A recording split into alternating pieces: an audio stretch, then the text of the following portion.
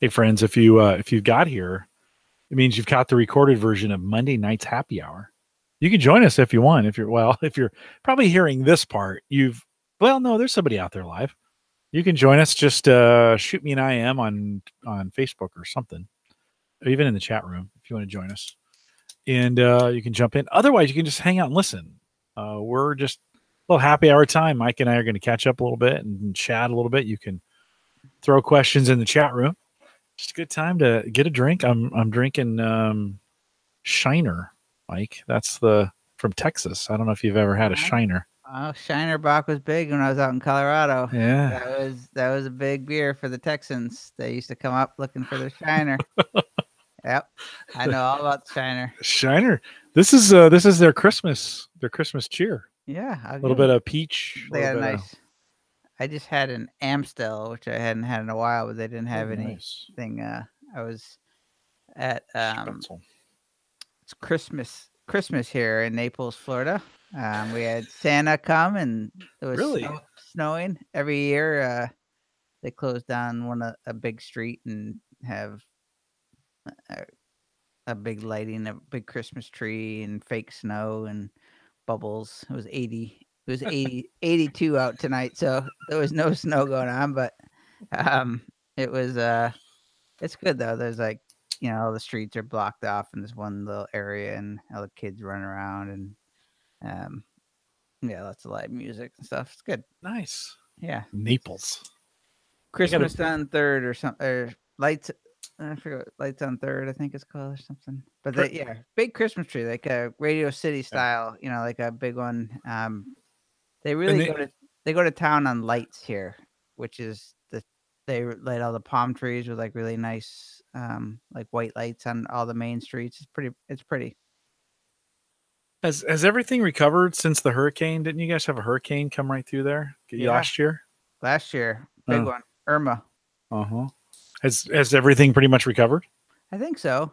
There's probably people who are still feeling the effects of insurance and all that crap. I think so. It was like stuff was missing that you just forgot about. Like it was like, like there used to be a business there, or like trees. That? No, like lots of trees. But there were some places where the trees really got thinned out. Like there's a big park in town, and I remember it like looking so different. Now I don't even notice. It's just kind of back to normal. But yeah, there was a lot of. We have these like banyan trees, and the banyans don't have a very deep. They spread wide on the surface. You think they wouldn't make it there in Florida? Well, I guess what happens is they get cut. And so people want to cut them because they get ugly, or I don't know. There's something to them. They can stay up strong if they kind of don't get groomed a certain way or something. I don't know what the deal is, but yeah. But these banyan trees are like the size of like big home. I mean, they're huge, and they just topple over. So when they go down, they take up. There was a banyan on my alley last year that it was gone. But it was in the alley for like 6 weeks. You couldn't get around it. I mean, it was too big, huge. Because they're short and wide, and then wide. They're tall. Their roots only go to the very surface, so their roots go all over. And what they do is they grow these like vines down them. They're like the trees. They're like the trees that you see in like Forrest Gump, or like what's the like the Hobbit one, like those trees that look like they're caulking or they can walk. They're huge, but they grow these little vines down them. And what happens is people cut the vines because they kind of look ugly and nasty, but those vines are the roots. So they look like string. Like they look like strings. They're kind of like just gangly looking. So people will cut those, but those are actually the roots that go down. So really? Yes. Oh, wow. And what's it called? It's called a banyan. Banyan. I mean, they're some of them are huge, like wide trunks.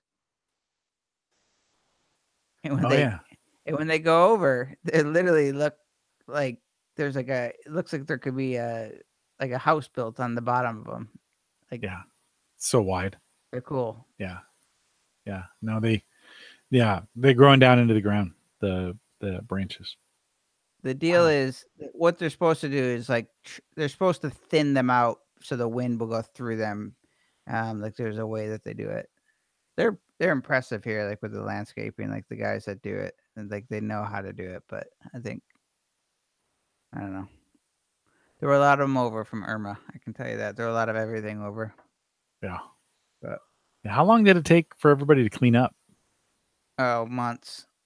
I think it's like, and this town moves fast when it comes to like things out of place. Like it's very like uh neat, like it's kind of Mm-hmm. one of those towns that like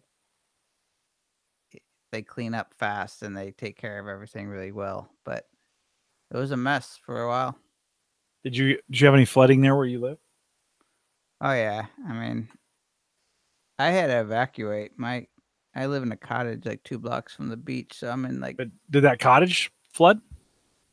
the cottage. This whole house has been through a million hurricanes, and it just keeps. It's like invincible. It was so funny is in our backyard. I share a cottage with somebody. They're like our lot.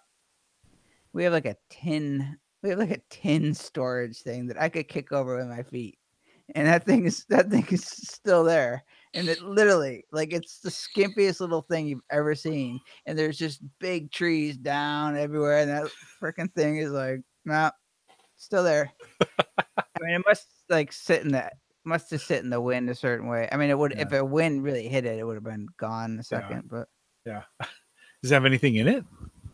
yeah, it's my neighbor, so I don't really Okay. know. I've never really been in it, but Maybe it's just I didn't maybe on expect the it to be that. inside it's all fortified on the inside. It looks like a piece of crap on the outside.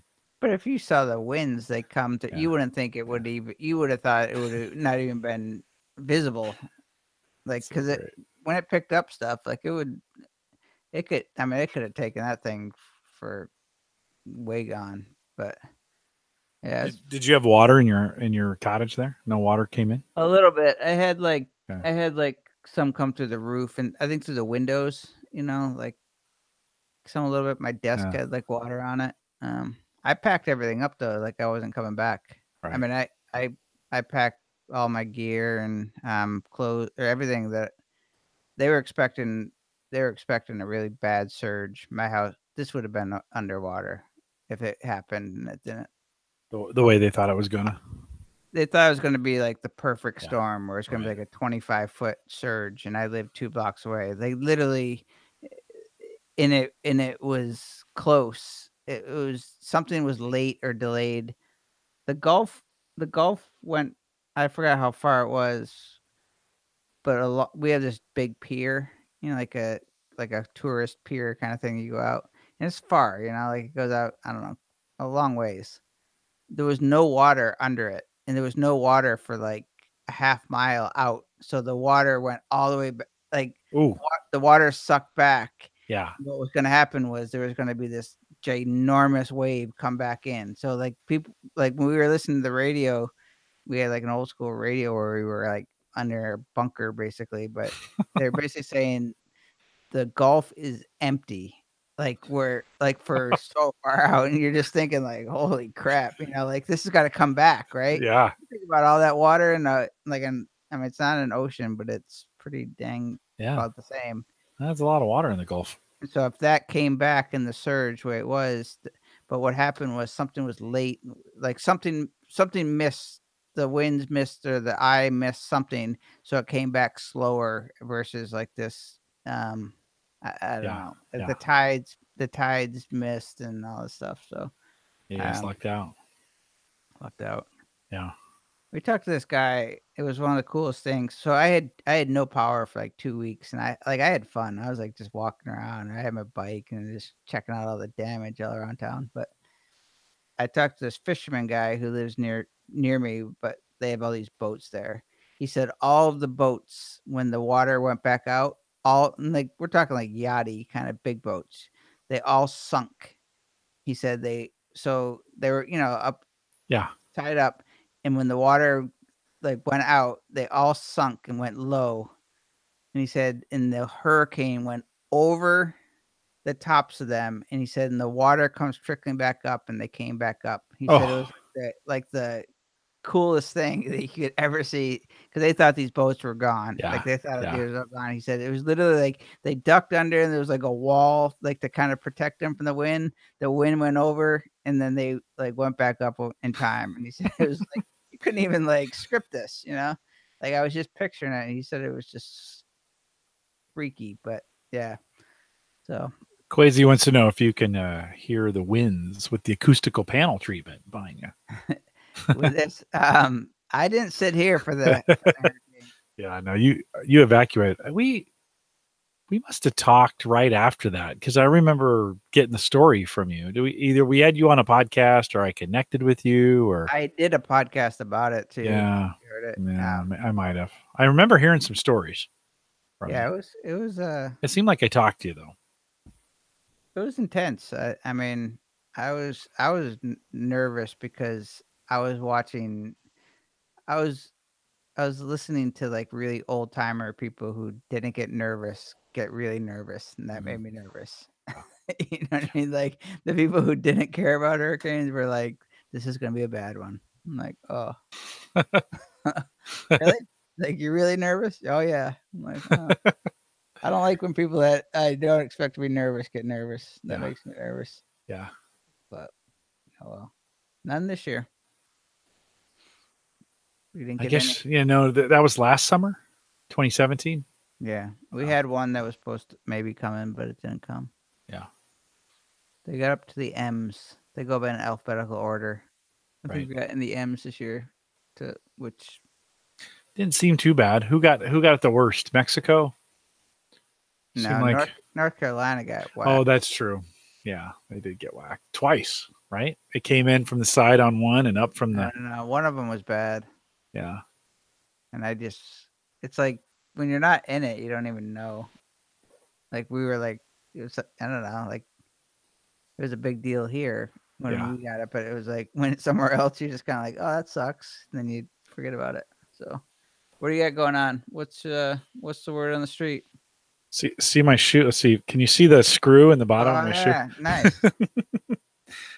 Did it get you? No, it didn't go through. Yeah, I like to keep things in there for a while till they. Let's see how deep this. Hold on, I keep forget. Oh, it's a small one. Okay, that would have hurt though. If it would have gone through, yeah. Yeah. Yeah, I don't know how long it's been in there. I today I took off the shoe and I was like, oh, there's a little screw in there. Were you jogging? Mm-mm. It's been a long time since I've run outside too. I must have picked that up in the garage or something. No. I kind of quit running because it was so hard on my hips. Yeah, it kills me. And I'm super fat. So like running at 235 it's a little bit of weight to move around, And I think in the height of my running days, I got down to 215, 210. That's still a lot, right? For a runner. It's just heavy. But how tall are you? You're 6 foot. I'm 6 foot. So what do you want to be? Wait. Well, when I was in the military, I ran at 180. So I'm skinny. 180, I'm super skinny. So ideally, a good healthy weight for me would be like 195, 200. It'd be at this age at 50. So, but I'm 235 today, so I've got 30 to give up. I'm going to try and lose it by my 51st. I've got about 6 months. So it's like, well, let's make a good solid run at dropping 35. See if I can get back down to the 200, 205. Do the intermittent fasting. Yeah, that's kind of what I've been starting with. 16-8. The 16-8's easy. Yeah. It's explain that to me. So what's your version of it? How does that work? So I did it kind of for simplicity reasons. I didn't do it to lose weight or anything. I just started doing. I always just try to be healthy. Like I try to do things that I think are going to be good for me and that are just going to sort of get me in a good state of being. Like I feel like the health is mental for me. So like I'm healthy when I'm healthy, feeling healthy body wise. It makes me healthy mentally. So yeah. So that's kind of what I do. So I tried it, or I mean, I just started like, I kept hearing about it, and I'm not an eater. Like I'm not somebody that just like I eat to maintain. Like I don't really enjoy having meals, like it's not a thing for me. But I was always just like just picking at stuff, whatever. Anyways, so I just like I don't know, like on a whim, I just didn't eat after like 7. I never ate really. Wasn't a snacker or anything like at night. I didn't like eat late. But I just would stop eating at like 6 o'clock or 7 o'clock, like 7 o'clock, let's say. Then you just can't eat till 11 o'clock the next day. Like there's just it's about as easy as it gets. So if you stop at 6 o'clock at night and you don't eat anything else, you can't eat anything else after you stop eating, basically. Then you just wait 16 hours. Like there's no really hard part about it. Every day? Well, so like yeah, like I literally did it just for like I don't know, just with no goal in mind. Like I wasn't like I'm gonna try to do it for a week. I just started doing it, and like I was hungry because I like to eat breakfast. Like I usually get up and eat breakfast, and I just didn't, and I was hungry. Some days I'm hungry, like by about 10 o'clock or so, I get hungry, and then I just started kind of forgetting about it. Yeah. And I just wouldn't start eating until 11, and I didn't never noticed it. If you have, you can drink water, you can drink coffee. Black coffee, they say, and that's if you're losing weight. Like I don't know if it's different.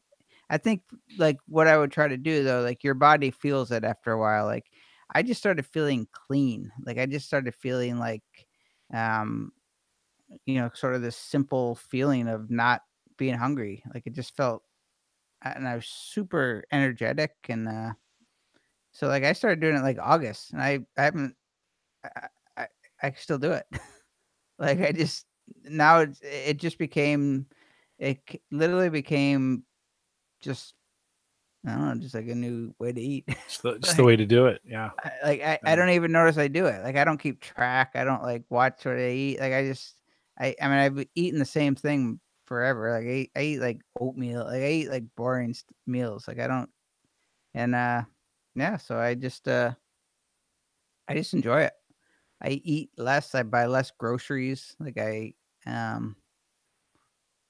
don't know. It's Yeah. pretty simple, but I think you can like.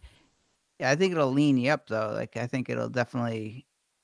I think you'll notice if you have weight to get off. Like you'll get it off. I think if that's why you do it. But I think it just for me it gives me like just I don't know.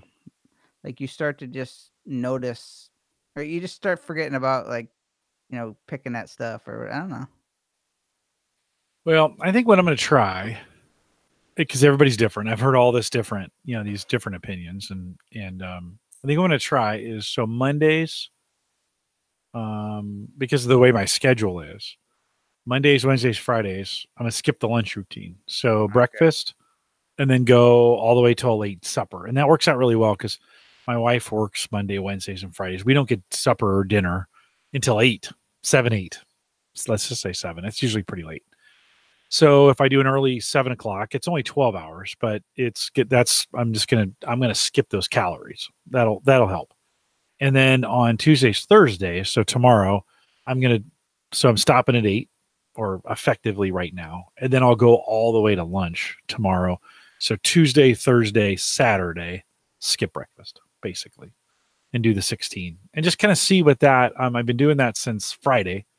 And it does, you're right, it feels good. Like today was like I came home, I skipped lunch, and I had a really small breakfast. And I came home and I was hungry, but I wasn't like starving hungry. And then we did a HelloFresh meal, which was glazed chicken, green beans. Sarah made some extra carrots and jasmine rice.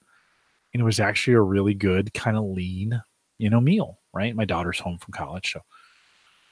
So it was pretty good. I had a little Riesling with the dinner, and then a little beer afterwards. And we'll call it quits till tomorrow at noon. We have a big Thanksgiving thing going on at work tomorrow. And so makes sense to just kind of make that, do the Yeah. 18 hours tomorrow. So Yeah. I think, or 16.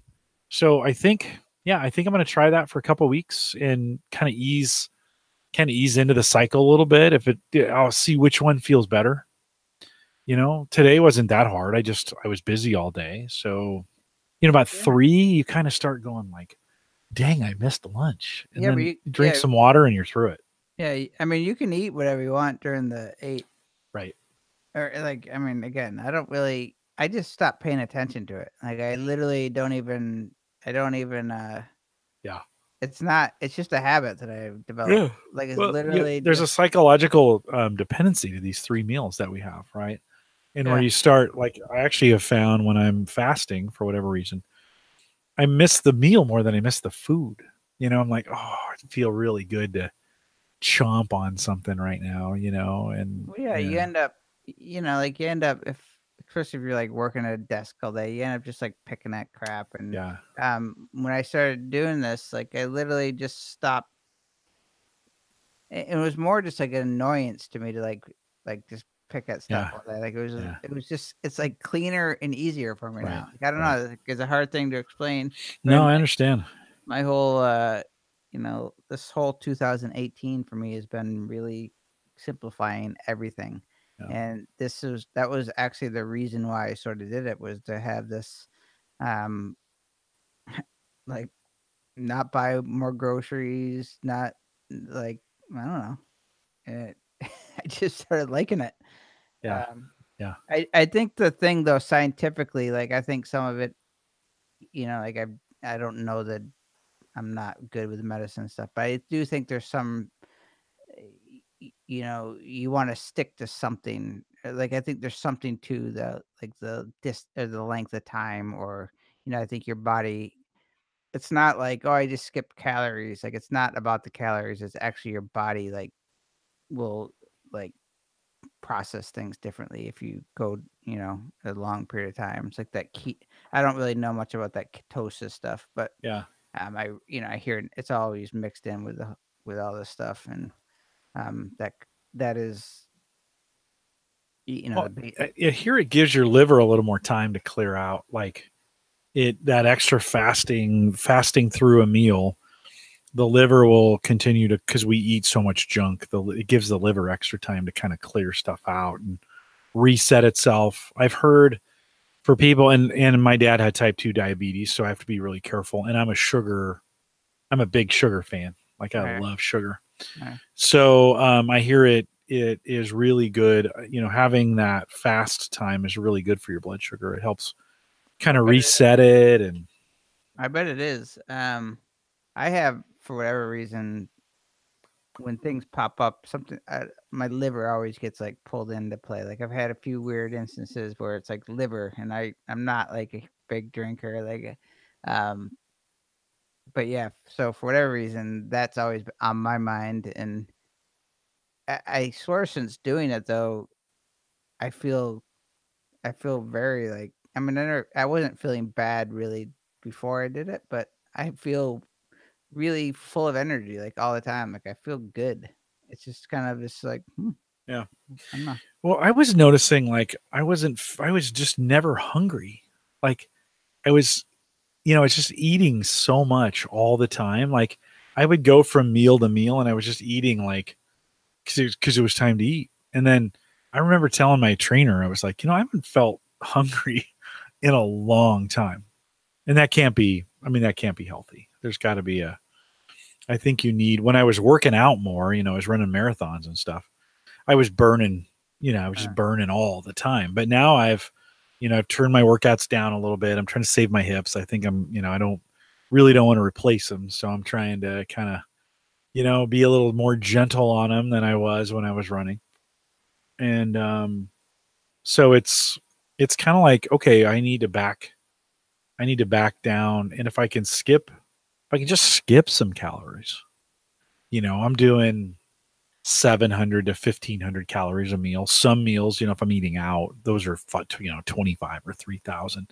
if I can skip a few of those, one of the meals on Mondays, I'm down at the University of Nebraska at Lincoln with some students, and I get done with a meeting at 12:30. Yeah, it's more like 1. And I always grab a lunch at like Panda or Wendy's or like insert fast food here, right? Wow. And that's always a gigantic, even though I try to limit myself on it. Any of those fast food restaurants are a lot of calories. And then I sit in the car and, for an hour and some change, drive back. And I get into the office and I'm sitting around. I'm like, that'd be a perfect meal to just skip. Like, just skip it. Just let it go. Let the calories go. Yeah, So I haven't eaten junk food in so long that I don't. Dude, I am a junk food hound. I love it. You do, really? Oh, I don't even understand it. Like, all right, I'm really, it's so out of mind that I don't even. It's so good.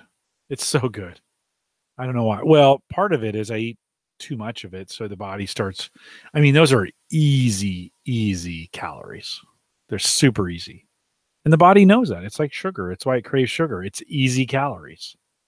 The body just goes, oh, it doesn't have to do anything, right? It just, this is so good. And you're like, sugar just is an easy thing to consume. Sugar is probably the worst thing we eat, right? I mean, it seems to be like. I think it depends. I think it depends on your health, but sugar is pretty bad for you. I don't think it's. Depends on your lifestyle. Yeah, it's not bad and everything. No, if you're super active, it burns super fast. It's like energy fuel. Just put it in, it's gone. But if you are, if you're not using it, it can cause insulin spikes, which are not good. That's just not good for your system. Yeah. It's like anything, Mike. Right? I mean, our bodies are machines, right? And they were designed. They have optimal performance. The great thing about our bodies is over time, we have so abused them over the last 2,000-3,000 years. We've evolved to be really robust in that area. Yeah. Now, the problem is we live longer. We used to flame out after 30 or 40 years, and now we're living longer, and they're just not as good at living that long. They're saying like we're going to go long pretty soon. Yeah. I mean, they're expecting quite a bit of increase. Well, I think we're going to see some technology kicking in. Quasi says sugar's not its enemy. It's carbs. Yeah. Sugars and carbs are pretty similar. The same, aren't they? Yeah, they're pretty similar. I don't really understand them. He's a type 2 diabetic, so he has to be careful of carbs. Okay. Yeah. I'm sure there's difference. What are you doing? You're on Chatwing? Yeah. Chat on the site. He's over there. You can pull it up on your laptop or on your iPad there. I think I deleted the app. I'm like You're such a minimalist. I swear to God, like if I look at things, I'm like, I don't want it. I delete it. And I'm like, oh crap, that's chat. I actually needed that. Yeah. I do that with everything. I needed that. We tried an experiment on Thursday night, and we streamed on Twitch. We stream Home Gadget Geeks. Pretty good. Pretty good. I want to try it.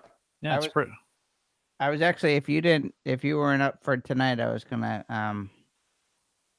I was thinking of going live on my YouTube channel, which I haven't been doing. I've been getting so much momentum on my YouTube channel, like with just comments and stuff, that it's been really good. Like I'm feeling really good about it. And I want to kind of, I don't know, I want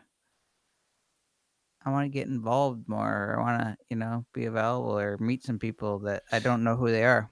We can go live. We can go live on your channel at some point if we need to. I think I'm going to do it a little bit differently. I think I'm going to really take it not more serious, but yeah, more serious. Not just get together for a hangout is what you're saying? Like I want to do it for like, to really focus on them. Because I don't know who is visiting my channel. I've got a lot of people mad right now. Really? Yeah, I made this video like 2 weeks ago, and it's like polarizing, or it's like they're mad at Adobe for this just changed, but it's funny. Like this post or this video has like 200 something comments, I think. Maybe not that many, which is like 190 more than I normally get. And yeah, it's just been a lot of chatter about this one feature. And yeah, there's been some really like some of the comments are really annoying, like WTFs and like things I don't like the negative stuff. Right before you called, I was selling something on Facebook Marketplace, and the guy first said it was for $25, and first he wanted $10. I said no. He says 25, and then he came back 15. I was like, just go away, I'm like 25. And then he wrote this big long speech about how he can get, the same camera. And I'm like, go for it. Okay. I said, go for it. And he's like, you're a fucking idiot. He's like, I just don't know how people's mind goes to this. Like, some people say things that you're just like, I would never say that to somebody. I know. Like, I would never bargain with like, I wasn't doing anything to him. I just had something for sale. Like, why would somebody's mind go to that place? Like, I just don't get it. And it's like common for some people, not common, but like some people are just so not nice. Well, I just think people have learned to be disrespectful online. It's an online thing. Yeah. Well, that's a safe thing. I was selling some graphics cards back at the height of the cryptocurrency thing, and some guy was trying to buy them from me, and those are too much. I'm like, well, check online. I mean, like, they're below what they're selling for, and yeah, you mine them, and you're just like, well, sorry, dude, this isn't. He got really belligerent with me, and I'm like, okay, this is why I don't sell on Facebook. Oh, it's like the worst. I've been selling a lot of stuff on Facebook Marketplace, and it's like the most horrible experience 90% of the time. Everything I've sold has been great. Like, the people have been great. It's the leading up to the sale. Half of it's a scam. Half of it's like, it drives me nuts. All right, how do I get on? I gotta remember how to get on. It's live 2. Live or live 2, either one will work. They're both there. Oh. It was so funny. Last night we were reading. I looked up Africa, or Toto, their song Africa on YouTube. Mm-hmm. And I was just reading the comments, and there's like hundreds of thousands of comments on that song.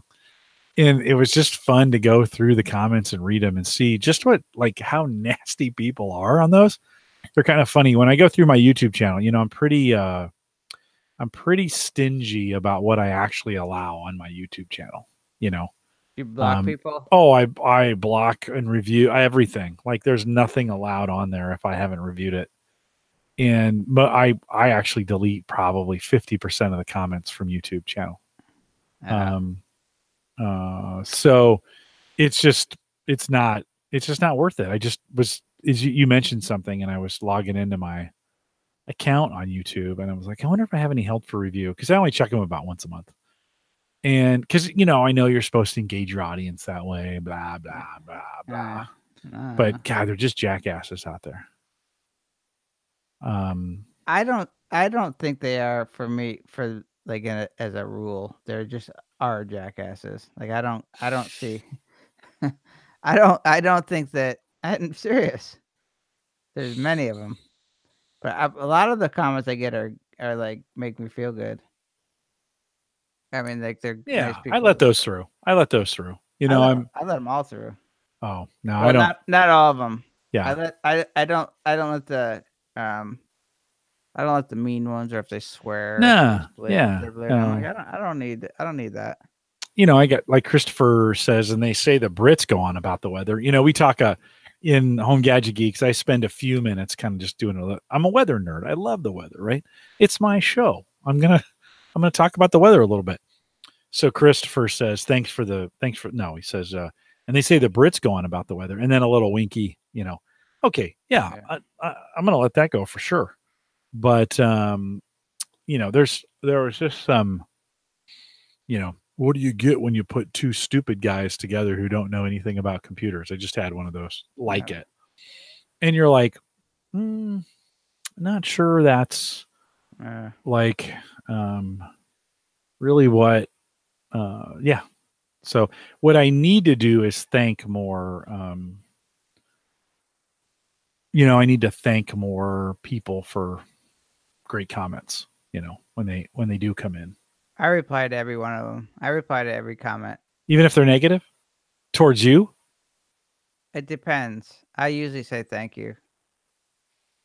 I don't mean it.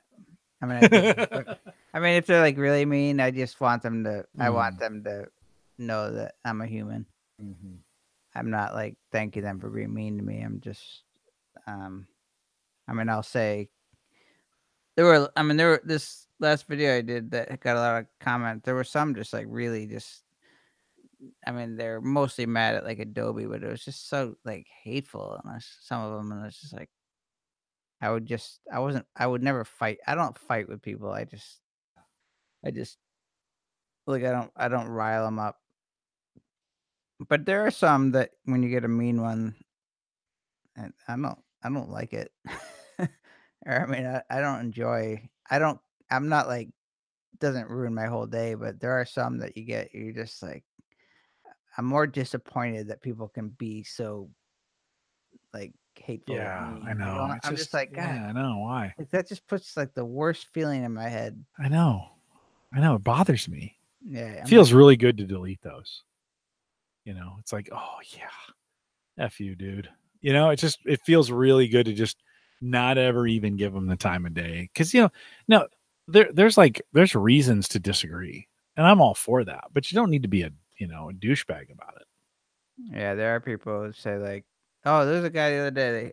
I He asked about something, and I gave him a link to the answer, like, and I said, "And was this something that I was actually doing a good job?" And he said something like, "You just wasted 5 minutes of my day, you asshole," or something. Yeah, right. I was like, "Oh my god!" Like, I actually wasted 5 minutes of my day to get insulted. Like Right. it was like such a mean comment, and I went and looked them up. Like other people that do it, like they have zero No. videos, zero Yeah. subscribers, Yeah. like they never have anything. No. No. Like, I look them all Sad. up. I look them Just all up. sad little people.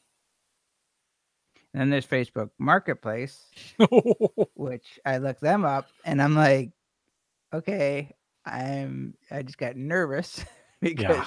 because they live possibly Yeah. near me, Right. and I don't Right. want them coming by." I'll be like, "Oh, I don't like this." I usually don't mess on Facebook. I usually don't mess with them. If they get weird, I just say, "Hey, I'm not really interested." You know. Um. I mean, when I'm selling items, I'm like, "Oh, I don't wanna go back and forth with you." Like, Yeah. I'm not liking this. I'll go look at their profile. I'm like, "No, I'm not like this one at all." But don't you know, like, if you're going to put it on Facebook, you're going to sell it probably undervalued. Like, the stuff I sell on Facebook, I'm just trying to get rid of. I don't Oh, even me care if too. they pay me, right? It's just like, just take the stuff. Just take it, Oh, you I know? sell everything. I mean, like, that's why, like, I sell everything. Basically, if it's in, like, really good shape and it's, like, you know, just something I'm getting rid of that's not even that old or whatever, I just always start at, like, half of what it is, and Yeah. I'm always like, I'll go to eBay if it's, like, something older that I'm not sure how much it is, and I just Right. whatever that is, I go, like, a third of what is Yeah. normally on eBay. Like, I want it gone, and I want $20 in my pocket or 25 bucks. Like, Yeah. me, it's mostly getting rid of it and feeling bad. Right. I used to throw things away or just Right. dump them off in the thrift store, and I hated when I would do that because it was just like, there's people out there that could use stuff, and, but I don't like having stuff around. Like, when I'm in cleaning mode, I want it gone, and, but yeah, I did, um, everything that I've sold so far, the people have been great. Mhm. I get 25 comments for each thing I sell that are just total bogus. They all start the same. Good evening, sir. It's like, well, here's This another is bookmark. Facebook, Yeah, Facebook Facebook Marketplace. Marketplace. It's like there's the same tone that I Yeah. know is BS. Good evening, sir.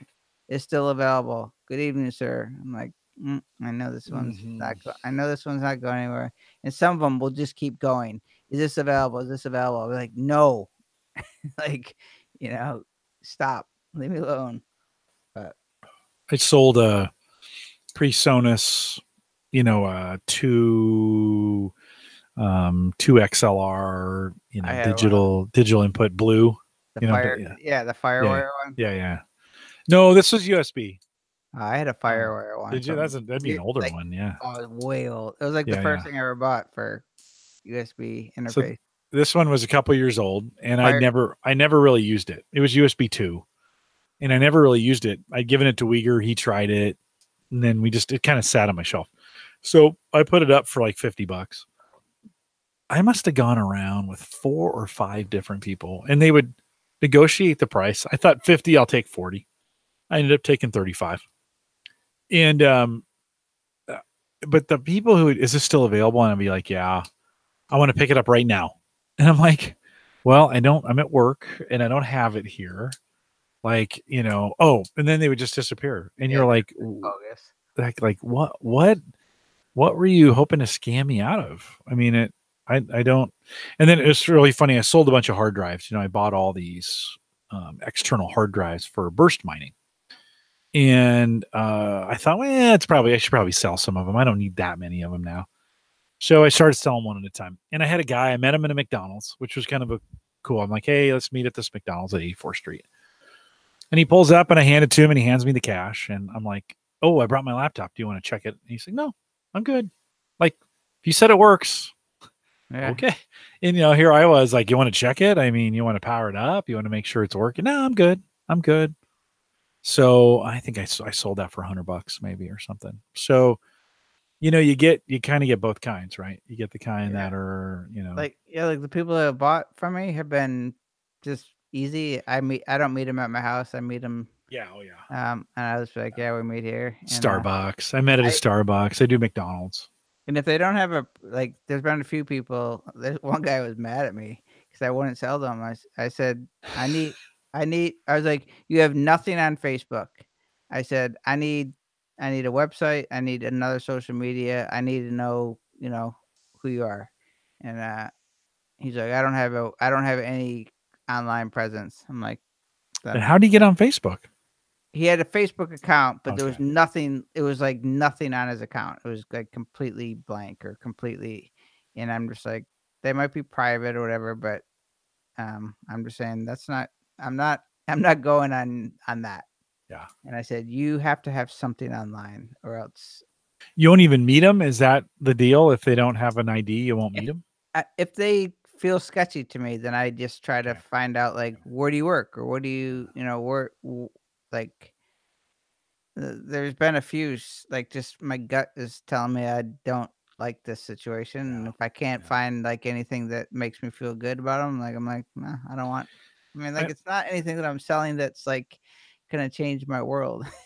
Like I'm not selling like thousands of dollars. Like I'm just I want to make sure that the people that are coming around are okay. I've had a few that have been not sketchy, but just I was kind of glad it was over with. We have a security desk at Gallup, and sometimes I just have them meet me there. Like, hey, just come out. I have at work. Come out, sign in with security guard. I'll be down. He'll call me.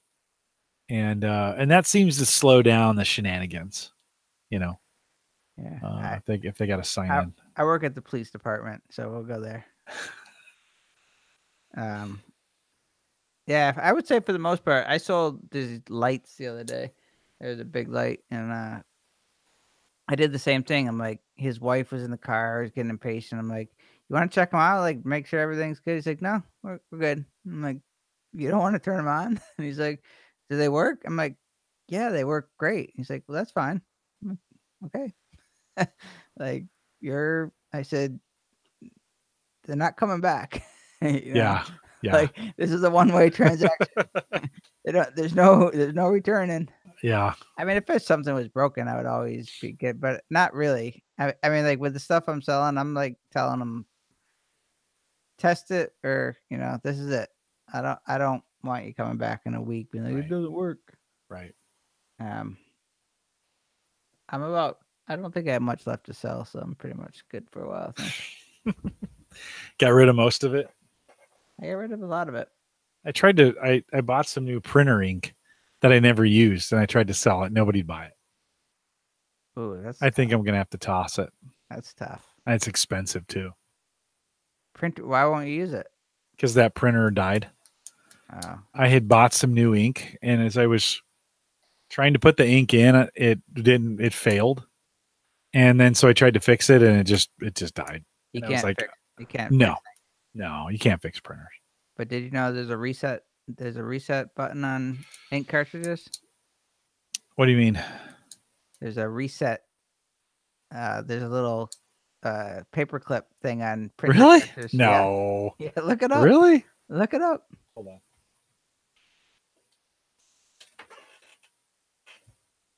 I still have two in the box, but here's the one. Let's see, where would I? Right on the bottom there. This thing right there? Maybe. Look it up. Look it up on your cartridge. I don't know what those cartridges. Well, that one does look. Is it moving? Look it up online. What's the cartridge number? It's a 95, HP 95. I do know that one. I think I'm gonna have to toss them. I put them on Facebook. I couldn't even get anybody to take them for free.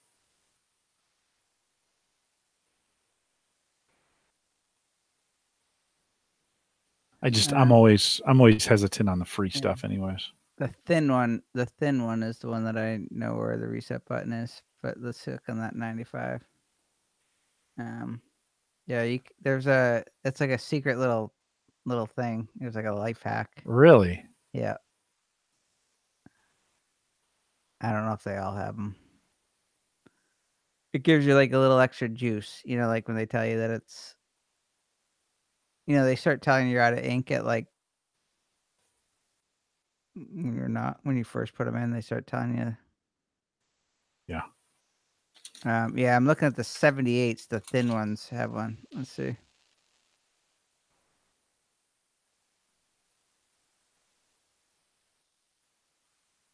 That looks like that should be it right there. The big one? Yeah.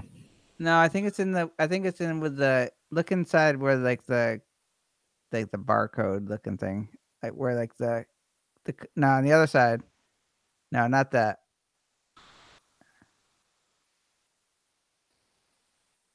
Like on the back. Yeah, and there. Like with the goods. I can't see. Hold on. Can't see it. Get my trusty flashlight. The thin ones are in there. It's right on the top of those. This. I don't know. Yeah, it was on like one of those. It was like one of those, like 20 things you didn't know happened or whatever, and it was like. I deal with so many printer cartridges in my local tech gig. I am 90% printer replacement, printer setup, printer connect to Wi-Fi, AirPrint. It's like my specialty. I did not know how skilled I was in printer. I haven't owned a printer in like forever. But Sarah, my wife was going through some class and she had to print certain things out. So I went and bought one, and then I subscribed to HP's ink service. Oh yeah. You thought I'd give it a try. It was free. Hey Ron, welcome. Thanks for coming out. Yeah, I actually set this this client of mine had bought I sent him to get a new printer. I said, go to Best Buy and just tell him you need a good printer. That's it. And he came back with like a $50 HP printer, but the thing was nice. Like it was like thin. I actually said this is like one of the nicer ones I've seen, and I hate printers. Like I hate the way that they're clunky, they're old, they take forever to boot up. But this one was actually kind of slick. I said, "Damn, they're," and I set up the HP app on his phone, and I was even like, "God, this is actually pretty. This No, is they a pretty. They've come a lot ways, I think." I thought it was pretty smooth, the whole process, and I was like, "This is not so bad." no, Yeah, they've actually HP has actually made it pretty pleasant, yeah. which is surprising. Like the software now works, and they have a service, you know, and yeah. I hate all that crap that they push on, like Oh card, yeah, fucking like, oh, you want the card, the rainbow icon sticker art? You're like, oh, get this. Like you have to go through a lot of crap to. I must have deleted it all. I have the HP. We have a 5000 series, the HP Envy 5000, and it must have created a bunch of icons, but I think I deleted them all. Oh yeah. Yeah. Like at one point, I looked at my applications folder. I was like, "What? Like, when did I get 17 Epson or HP things? Yeah, Like, yeah, what yeah. is going on here?" And you don't know which one to delete. You know, you Uh-oh. don't. You're kind of like, Uh-oh. I know it's gonna be the one that's controls the left side of the driver or something. Yep. You know. Yep. Then you're screwed. Yeah, and then you can't get it back. So you have to go to the damn HP website, which is like. Some of those printer websites, some of them have gotten good, but the old like tech companies, some of their stuff is painful. Like it's probably because they have a lot of equipment, but Oh yeah. there are some that are just so agonizing to me to have to go to. Just doing a Google, I usually just do a Google search for HP, whatever download or drivers. All right, here's something I got in the emails today. Okay. All right. Congrats. You are a Pandora podcast VIP. Ooh, nice. Now, what does that give me being a VIP? Start free early access, only available on mobile. So I'm a VIP. Oh, you're a VIP for the listening app. Oh, is that what it is? Yeah. Yeah. They're scamming you. Bogus. I think. Is I everybody think. a VIP today? I think probably. I didn't get one. Hold on, let You me look. didn't get one? Let me look. So Let's check. Maybe I am a VIP. Oh my god. It could be great. Oh my god, I can't believe I'm a VIP of Pandora. I had to download the dang app. Oh, you know what? I didn't download the. I did do it.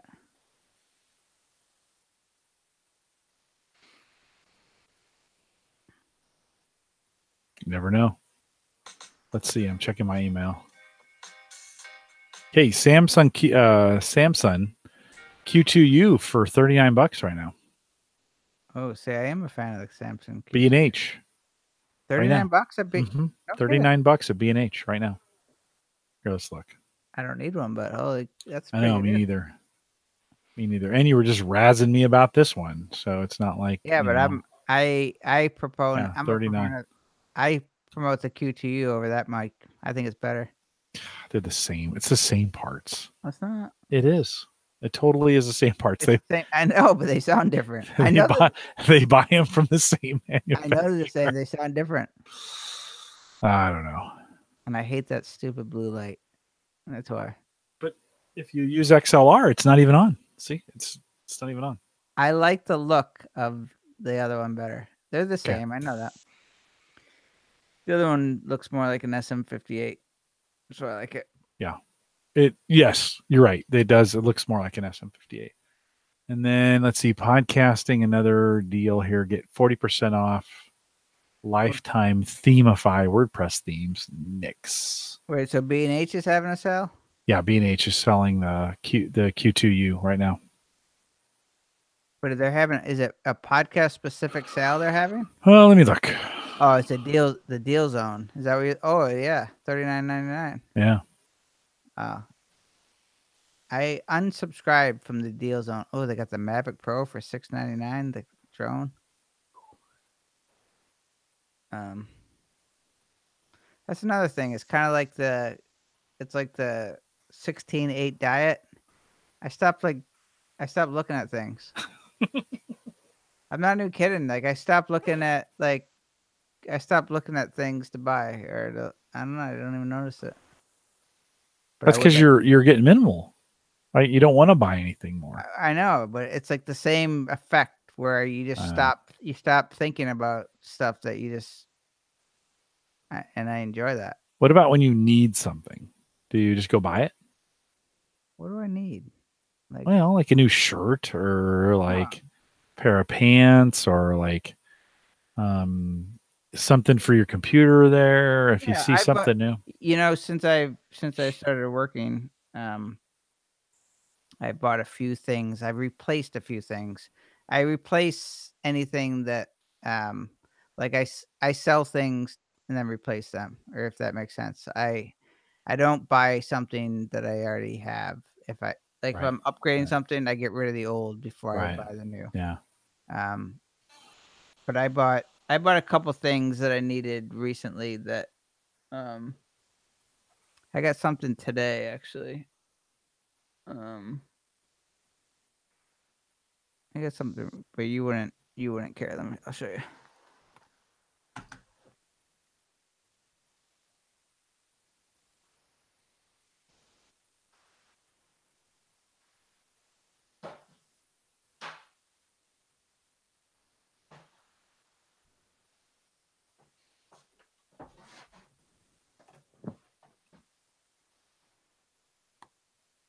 This is a good gadget that I bought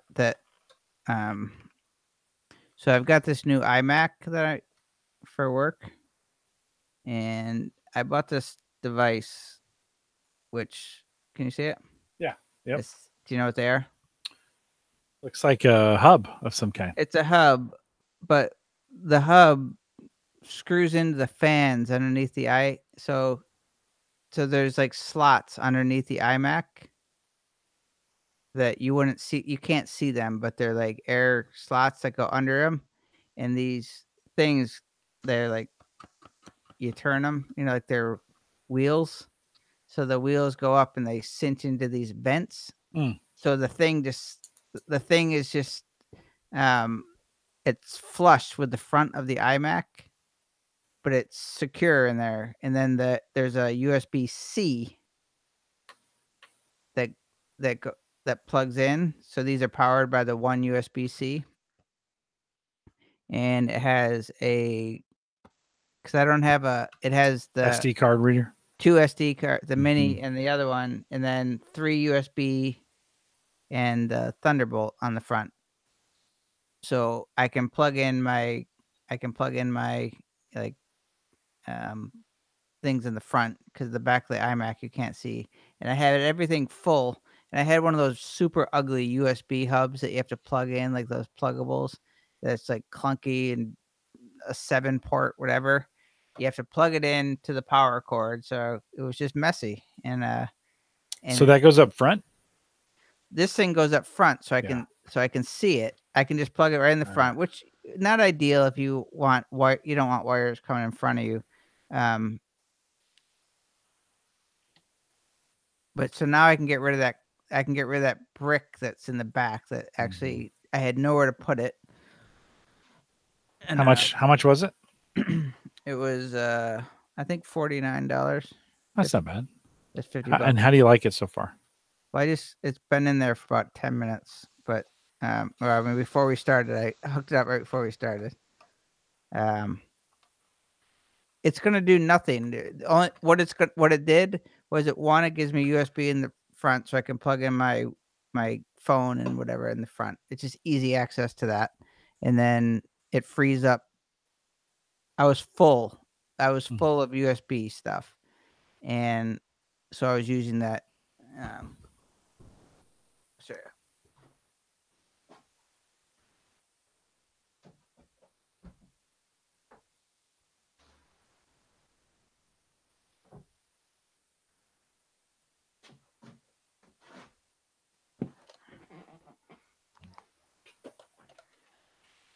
one of these things. Oh yeah. So I've got Yeah. the power brick, this crap, and now I've got this like super small thing on the front of my iMac that you can't. It actually looks.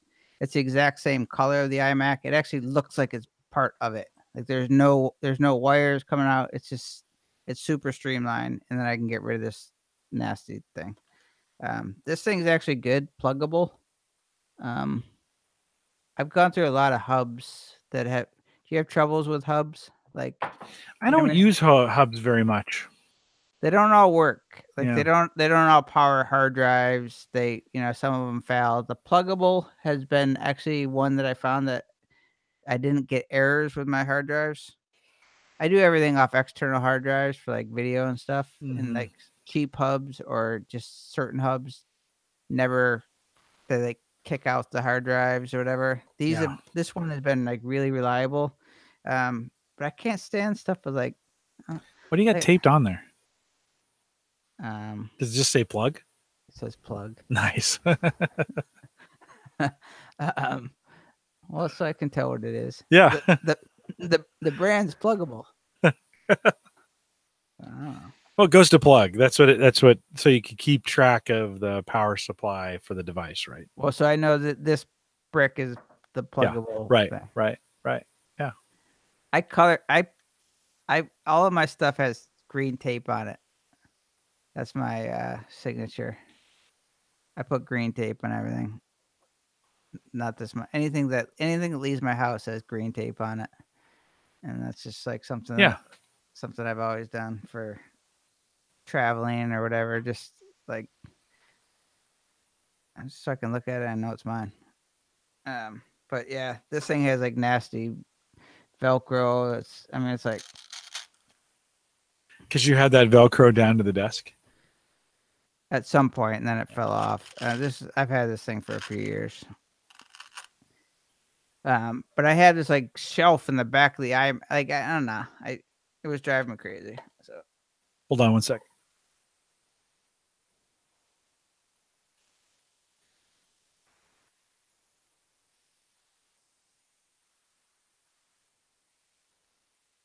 I'll do that. I bought Aukey. I think that's how you pronounce it. Aukey.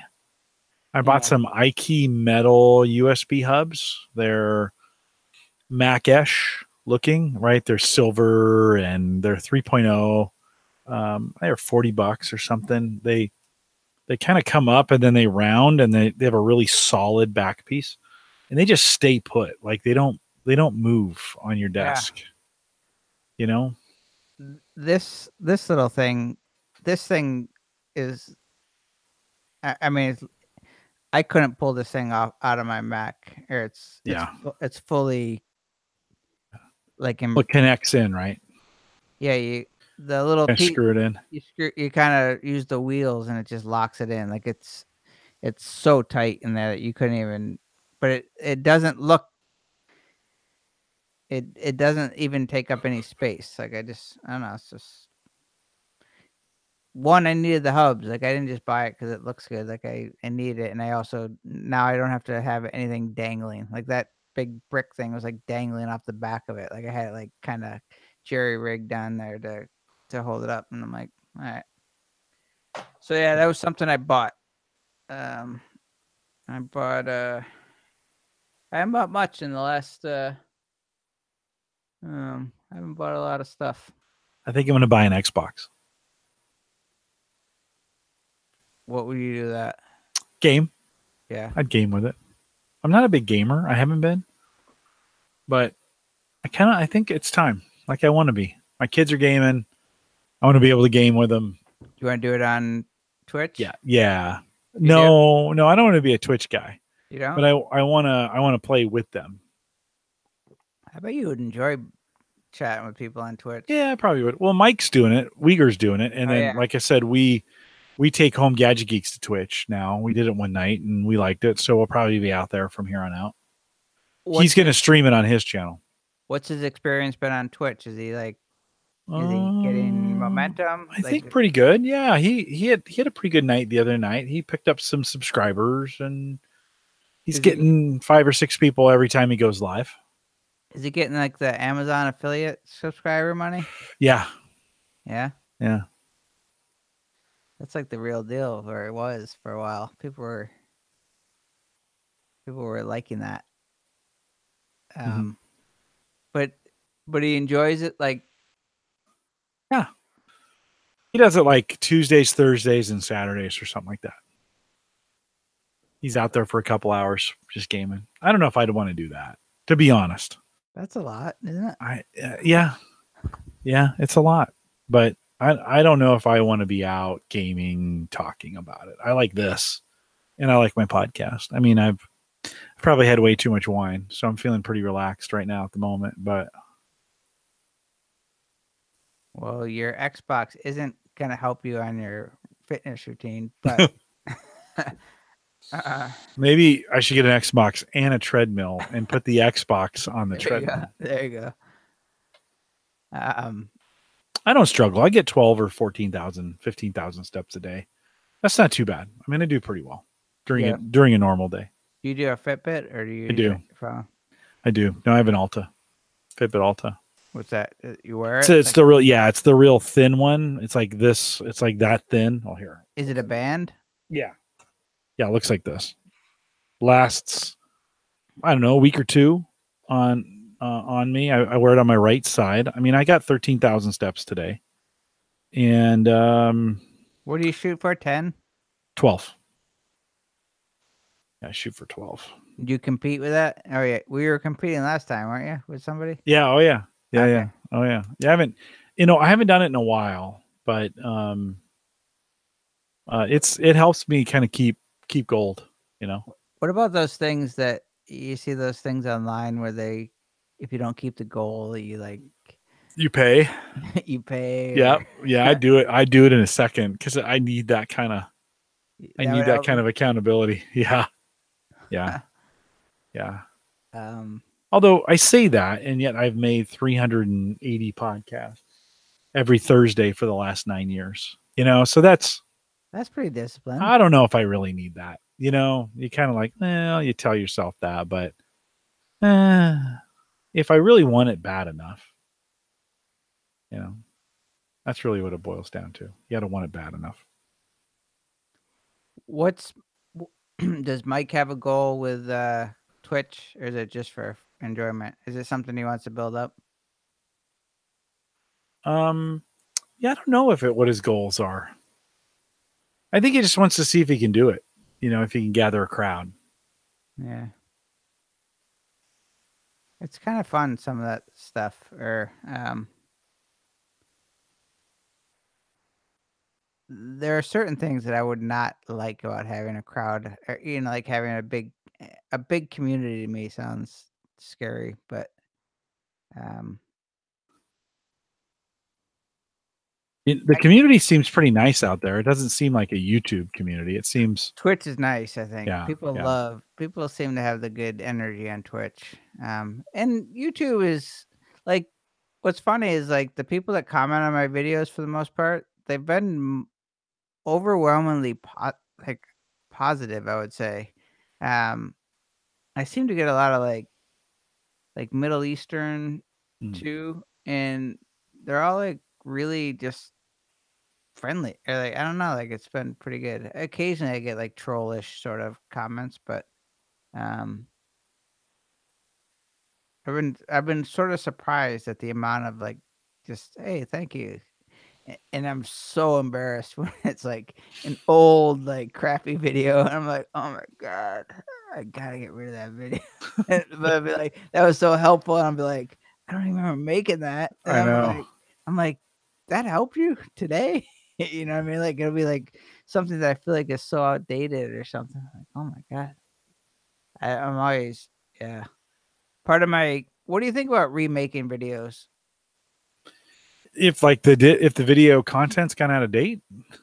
Yeah, like, and then just updating. Like, I know on YouTube, it's like you screw yourself if you, like, people say that if your video is doing well, like, I don't have any videos. I have like one video that's doing okay, but people say though, if you have a video that's doing well, like, don't touch it. don't change the title, don't Yeah. change, you know what I mean? Because it just sort of I think in the comments, I would create a new one, and in the comments, I would say I have an updated video here. I think that's what I would do. Or in the video itself, you know, you can add so many things to the video now. You could add a front card or a link that says, "Here's the updated version." Question: did you get a community channel like invite the other day or something? Yeah, You yeah, did. for yeah, How many people do you have on your channel? 1,000 something. All right, so I didn't know if that was like a. I felt like I got two things when I hit like, although I wasn't. I was over 2,000. I'm at 2,200, I think. I still can't monetize. I don't have enough hours. Oh yeah, it used to be 1,000, right? It's 4,000 now, I think. You can't do super chat either. That's monetized. Let's right? look. Well, yeah. So monetization, it doesn't even let me turn it on. Yeah. See, I've never done super chat, and I want to. I mean, yeah, 4,000 hours needed for review. I have 1,500. What can I do? What can I do on live to feedback? I kind of like the idea of giving people feedback, or not feedback, but like critiquing, or I think I'm good at that. I'm good at telling people something they've made, what they should do with that, or how they should fix it or something, but I don't really know what. I'm trying to think of something to do on live on YouTube. Yeah. When I go live. I like the sunset. That I'm good at.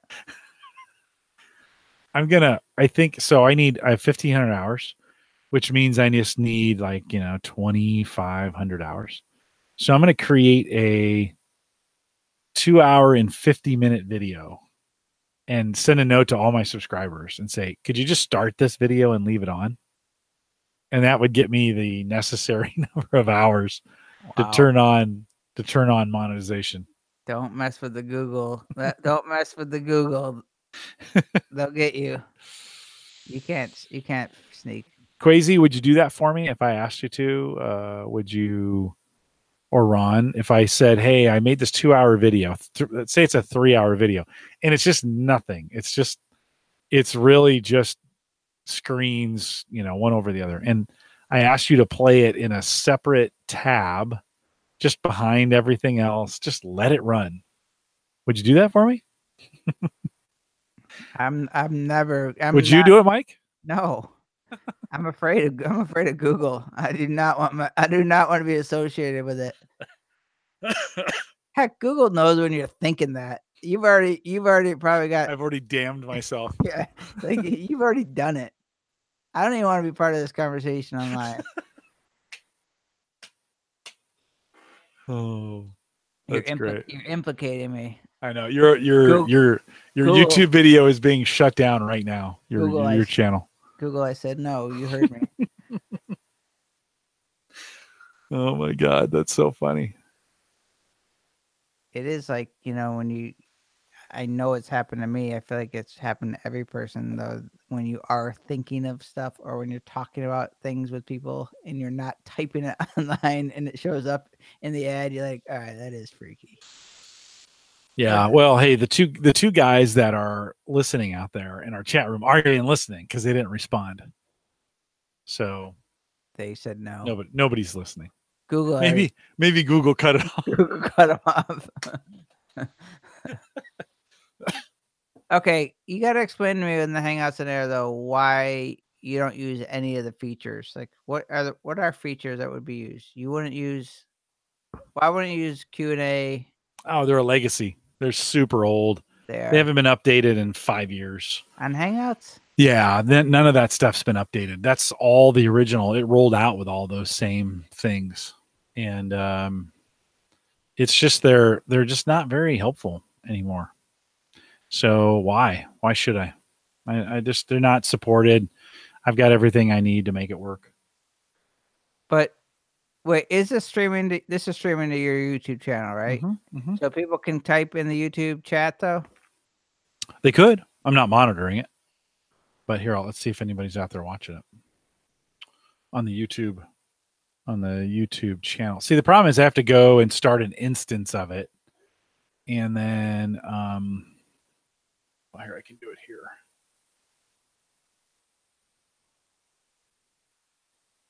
It might echo for a second. Let's.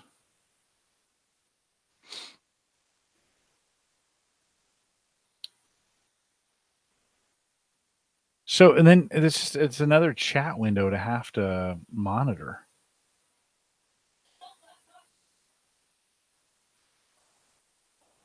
No, nobody's chatted. Nobody's said anything in there.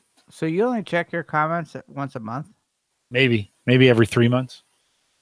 And do you get notifications when they come in? I think they go into a Google folder in my Gmail that I have an auto YouTube folder. And so they just go in there. I never check them. They're never very good. Like, so if you reply, you'd be like, "Hey, thanks for the comment." 3 months later. Sometimes. Yeah. Yeah. Sometimes if it was a good comment, I might. If it's bad, I just delete it. I'm not up for that kind of horseplay. It's like, nah. I reply like immediately. No. Maybe that's why I don't have that many followers on YouTube. It's because I don't. I get people really freaked out that I actually respond at all. Not that I respond quickly, but that I actually reply. They're like, holy crap, I didn't think you reply. I'm like, I reply to everything. I get emails that people are surprised that I reply. And I'm like, yeah. I reply to emails. And I reply like one of our guys, Ryan, he made a comment 5 days ago, and I replied 3 days ago. So,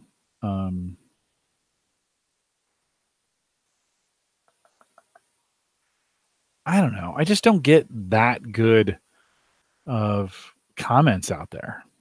And so it's kind of like, I do get some great show. I do get some good comments. I probably should reply a little bit more. Maybe I'll do that just for you, Mike. Well, I mean, don't do it for me. No, I'm going to do it for you. What would be, I mean, what about Twitter? You're big on Twitter. I do respond to everything on Twitter. Yeah. What I'm trying to get better at, and what I've been seemingly better at, is I was really responding to everybody, and I've learned that there are a lot of people, especially like businessy things, that they're not really looking for my response. They're just looking for something to get them something. Like, I don't know if that makes sense. Like people that want you to test something out or do something, or, hey, could you do this? Like they make it seem like they're doing you a favor. Yeah. And then you realize like, oh crap, I just fell for this. Like they're actually just yeah. Like I had a guy that reached out to me that had a big following. And it was like on LinkedIn or something, which I never go to, but I got like a thing. And it was a question about podcasting. So I thought he was like legitimately like asking me. And it was somebody with like a pretty big platform. Like I had known him. And I was like, oh, that's kind of cool. So I responded with like kind of a thoughtful response type thing. And then like I see the same thing like a month later. Like it was just like a bogus, like, spread out. Like I never got a reply. I never got a thank you. I never got anything. I was just kind of like, I hate when I fall for that stuff. Mm-hmm. I hate when I fall. Mm-hmm. Like I hate when it seems like that personal touch, and like this wasn't personal. It was personal to like 1,000 other people too. Mm-hmm. I don't know. It makes me feel bad. So I try to monitor myself like that, not to feel obligated to people who ask me for things. Like I'm not obligated to them, but it's just my natural tendency to respond. I have the older maybe I'll respond more. Maybe I'll respond more on YouTube. I don't know. I'm not a big fan of the YouTube culture that's out there. I'm only on YouTube because it's what helps me do the live show. And I do get some people who posted stuff, and I could reply to it if I cared about it. I should care. Is Saturday mornings on YouTube now? Or where are you? Yeah, Dave does it. That's his channel though. That's his. Yeah. I let him. Oh, he's on YouTube. Respond. Yeah. And I get email. That's the best way for people to contact me is email. And I respond to every single email.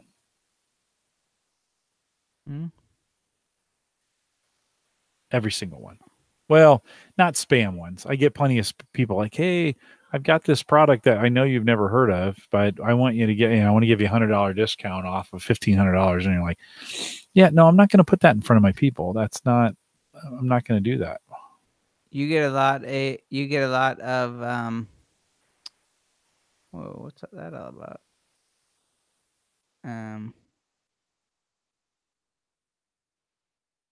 Hold on. I'm nervous. My channel. YouTube shutting you down.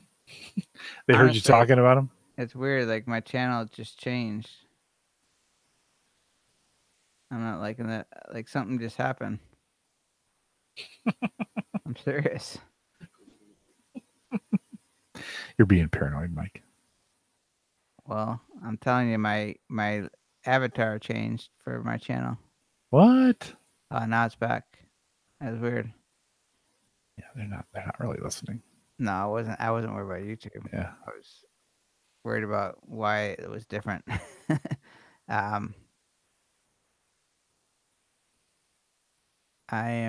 was gonna look at I'm kind of counting down on my YouTube channel. I'm a little bit kind of proud on something. I'm not very far away from a big number.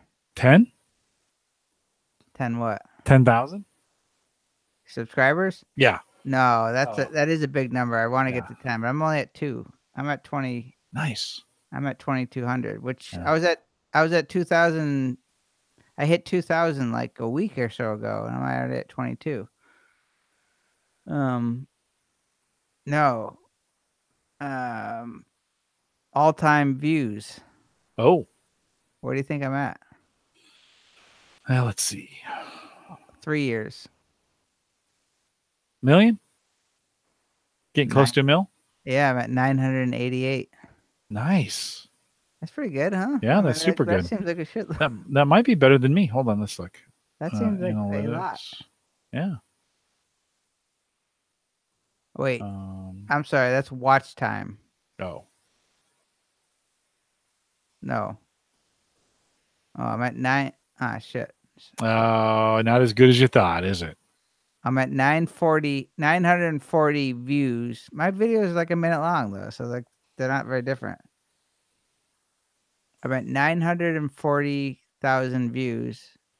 I'm at 988,000 watch time in minutes. Oh wow. That seems like a lot. For this year or for the last year? Lifetime. Oh, lifetime. All right, hold on. Let's see what the average guy's got. You'd think I'd be better than that, right? Because I've been doing this for forever. Okay, let's go lifetime. I don't know if that's true. Let's look. You know what my top video views is?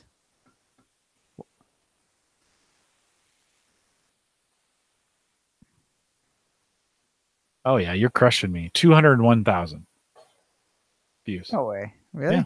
All time? Let's make sure. Yep, lifetime. Watch time 1.3 million, but wait, your watch time is 1.3 million? Yep. Because you got people putting in their browser and just running it around, aren't you? Oh, this is the first time you've done it. Wait a minute, you got 200,000 views and 7 billion watch time. So 200,000 views and 1.3 million minutes. Something fishy going on. Watch time. There. No, people stay around for the content. Let's see. How is that possible? My average. What's your average view duration? My average video is like a minute and a half. See, mine is 7. My average view duration is 7 minutes. Where do you see that? Do the math. It's over to the right there, watch time, and then to the right of that is average view duration. I don't see that. God, you'd think with that kind of good average view duration, I don't see average view. Oh, well, that's mine. Mine has 4 boxes. Watch time, average view duration, views, your estimated revenue. I have watch time, views, subscribers, and estimated revenue. Oh, that's weird.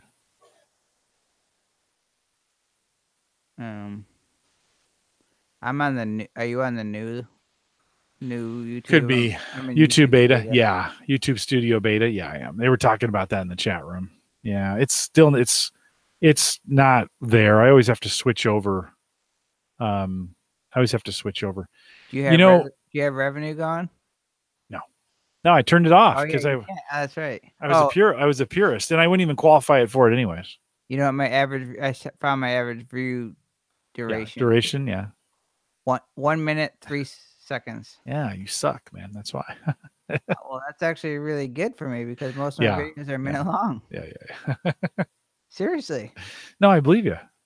I mean, by the time most of my videos are an hour and 20 minutes long. By the time they try to click off, the video's over. That's my trick. Yeah. See, my videos are 100 times longer than yours. Okay, what's impressions?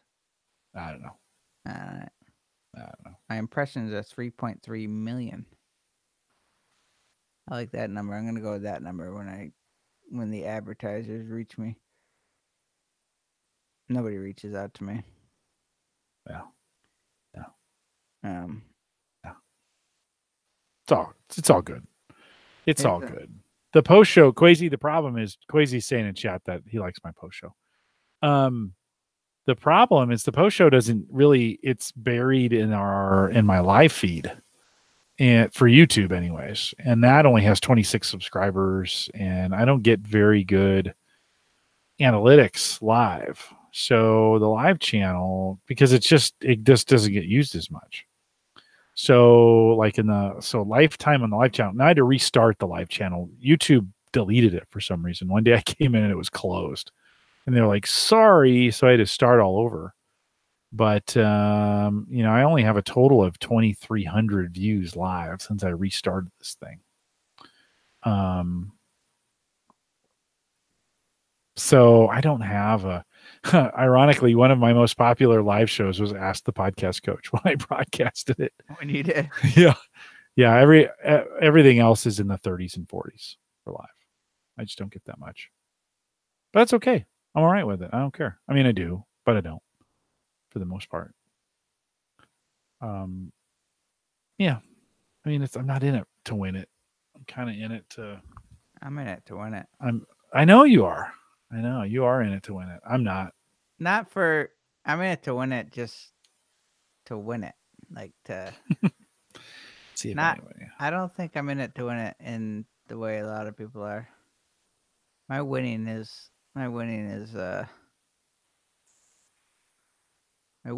getting to play. If that makes sense. Yeah. I've learned that.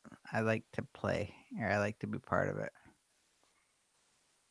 What do you mean? Like you can play without having to win. My winning is being able to maintain. Like if I go to Vegas, the winning to me is winning enough in order to be. Oh, gotcha. Keep playing.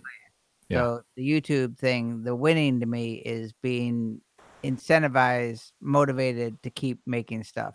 Yeah. Like the feeling that people are getting something from me making stuff is the winning for me. It's not trying to get like, a million subscribers or like that stuff. If people knew how little I actually look at the numbers of anything or do anything, like it doesn't motivate me. It motivates me knowing that people are, or it does. Analytics tell you that things are or things are progressing. I don't know. I want to just keep doing it, I guess. Yeah. You need a little motivation. I think I'm most motivated by the listeners. I've got some pretty dynamite listeners who, there's probably 30 or 40 that are pretty encouraging, email me, those kinds of things. And that kind of stuff's great. I mean, that's what kind of keeps me going. Yeah, you have a good thing. I have a good audience. Yeah, the Gallup thing has big potential. like that, I could do. That could get really big, but it's business. I mean, it's not me; it's business, right? We have a product that's popular, not necessarily me. They're not coming to hear me; they're coming to hear about the product. Could that could the hypothetically could the Gallup thing like could somebody I mean Gallup's too big to take anything outside like a sponsor couldn't come on the Gallup thing or like No, we have our own stuff. That's why we want to. That's why we want to do it. I sell our own stuff, right? right. That's the whole goal. But I mean, Gallup could never commercialize your podcast empire that you're building in there into something that would make I'm it not sure more. they'd want to. No. No, I don't know. I don't know. I don't know if we did, if we way back in the day, we talked about, our world poll that we do has some really interesting stories in it. And we could probably get people, if we did those stories right, we could probably get someone to sponsor those. But I don't need like, well, yeah, no, I could probably get somebody to sponsor those. That's what I wanted to do. What do you mean by stories? Or what is the world poll? So every year we poll 98% of the world's population on how they feel about safety and water quality and their government, and can they walk the streets, and how happy are they, and how much disposable income do they have, and like we do an independent poll on all that information, right? And there's things we learn in there when you ask that many questions every single year. We're on our, I don't know, 10th or 12th or 15th year. We'll do it for another 90 or 100, maybe. And there's stories in there. You find these stories. And I think they could be, if done right. I'm not a storyteller, so it's hard for me to pull those out. But I think there's interesting stories about the people we poll where that could be told and then make a great podcast. You don't think you're a storyteller? Not that way. Not that way. I like to tell other people's stories. That's in the context of no,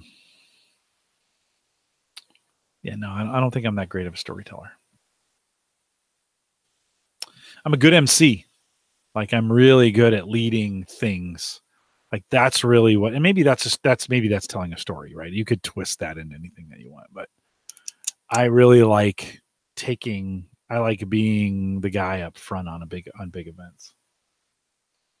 It's been a nut I haven't been able to crack at Gallup. I haven't convinced them yet that they should let me do that, and it's okay. I don't necessarily need to, but that's one of my favorite things to do. I think I didn't know it, but like I think we had talked about it at one point, like, and when we were doing the blab stuff, I never realized like the facilitating stuff or like the moderating, like the questions, not interviewing, but like just letting other people talk, whatever. Kind of similar to what you're talking about, I think, on some levels, but um when I did a webinar the other day at work, um, I've done a couple of them now, and I'm realizing that sort of setting up the other person or like pulling out the stuff that they should be talking about to make them look good or to make the conversation go. Like I never realized how comfortable I am doing that. I mean, I think I realized that after a while on Blab that I found myself not talking, but like letting other people talk, but knowing like how to cut somebody or like how to dice up the conversation a little bit. Yeah. But I was finding myself the other day realizing that I actually, because I jumped in on a webinar that I was not supposed to be part of. So it was kind of like a last minute type thing. So I had to wing it a little bit, but I was like, yeah, I actually kind of enjoy the process of setting, like throwing up the softballs for people to hit or like the pulling out the questions or I think it's not quite as MC role. I would not enjoy the MC role. But I would enjoy like moderating. Maybe a moderator is the word I'm thinking about. Or I think I think what's the word for the judge where they, where they there's a mediator and then there's another. Who's the other person that advocate? That's something, but what's the word? It's like not negotiator, but there's a magistrate, maybe a mediator is what I'm thinking of. You should know this.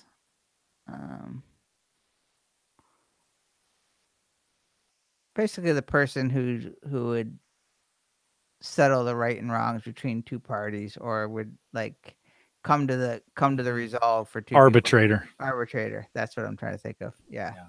I think that would be something that I would be able to like do. I mean, it would probably stress me. The Micastrator. Micastrator. No, that's yeah. Yeah, I really like getting, being in front of crowds, moving things along from an MC standpoint. I like doing that. Yeah. Not me. Yeah. I'm a little intimidated. Like, it would struggle to do that at work because I know those people too well. But if it's a crowd of strangers, oh man, bring it freaking on. Like, I can do anything in a crowd of strangers. I just don't get intimidated by that at all. Yeah, I'm much more intimidated by people that I know. Yeah. Yeah. And the smaller it is, the more intimidating it is. If it's 15 people and I know them all, oh crap. Like and that just depends. But work is particularly hard sometimes because everybody's so opinionated. And I work with a lot of talent. And so it's hard sometimes to, I think, oh, yikes. Like, I know I'm doing okay on this, but there's probably 5 other people that could do this better than me. Yeah, but that's not what they're looking at. No, not at all. Not at all. I mean, I got a good gig with the podcast stuff that I do. I've got a really good gig there from being able to do that as a part-time job for them. But people think that because you're doing the podcast that you're like the life of the party, aren't you? I mean, or like that you're like the outgoing actor, right? And I kind of am. I mean, it kind of fits the mold. Right. I mean, I like being out in crowds and working people. It's part of that woo talent that I have from StrengthsFinder, Clifton Strengths. Woo. Yeah. Love to be out influencing, moving people, getting crowds moving, doing, meeting people in crowds, small talk. Like, I love that kind of stuff. That's why I'm not a woo. I'm an anti-woo. I'm into woo. Like, I like the woo health and wealth lifestyle stuff. In fact, one of my woo friends online reached out the other day. She's like super into like crystals and stuff, and she reached out to, on Facebook. Is she selling crystals on Facebook? She's like 80s, in her 80s or something, but she's like really into it, all the crystals and stuff. But she would totally like send me like Zen-ish sort of messages and stuff. But I'm such a skeptic on so many things, yet such a believer on the simple like mantra stuff. And I don't even follow it like religiously, but I just believe in so much of the stuff that sort of seems like a farce or seems like unbelievable. I don't know. Like, there's certain stuff that I'm just like, what? It's better than nothing. I don't know. Like, I mean, I like the cheesy quotes and stuff. I don't know. I heard a Tony Robbins thing. It was like it auto played on my YouTube channel. Like, I was falling asleep and whatever. It was like a motivational speech, and it was something about, what was it about, change. They asked if you could change somebody or something like that, but he went through this whole thing. And it was just, by the time I was done reading, I was like, it totally made sense. Like, I mean, like it just completely made sense to me. And I'm like, I don't know why people don't believe stuff like this, but that makes no sense what I just said. But that kind of stuff sometimes pretty obvious. it's I obvious. find It's obvious, but it's like Gary V. Like 90% of Gary V stuff. It's like, yeah, okay, Gary, yeah, sure, that makes sense. That's pretty obvious. The hard part is actually doing it, you know. And he just, you know, I think it's super easy to be one of these motivational, you know, yeah, wake up early in the morning. Yeah, have a planner. Like, yeah, like that's the people who struggle with that aren't the ones who can wake up at 5 and won't have a planner. Like, you know, it just it's easy to, I think it's easy to do these big events, say all these obvious things that people want to hear. They want to hear that, right? They want to hear they can be successful.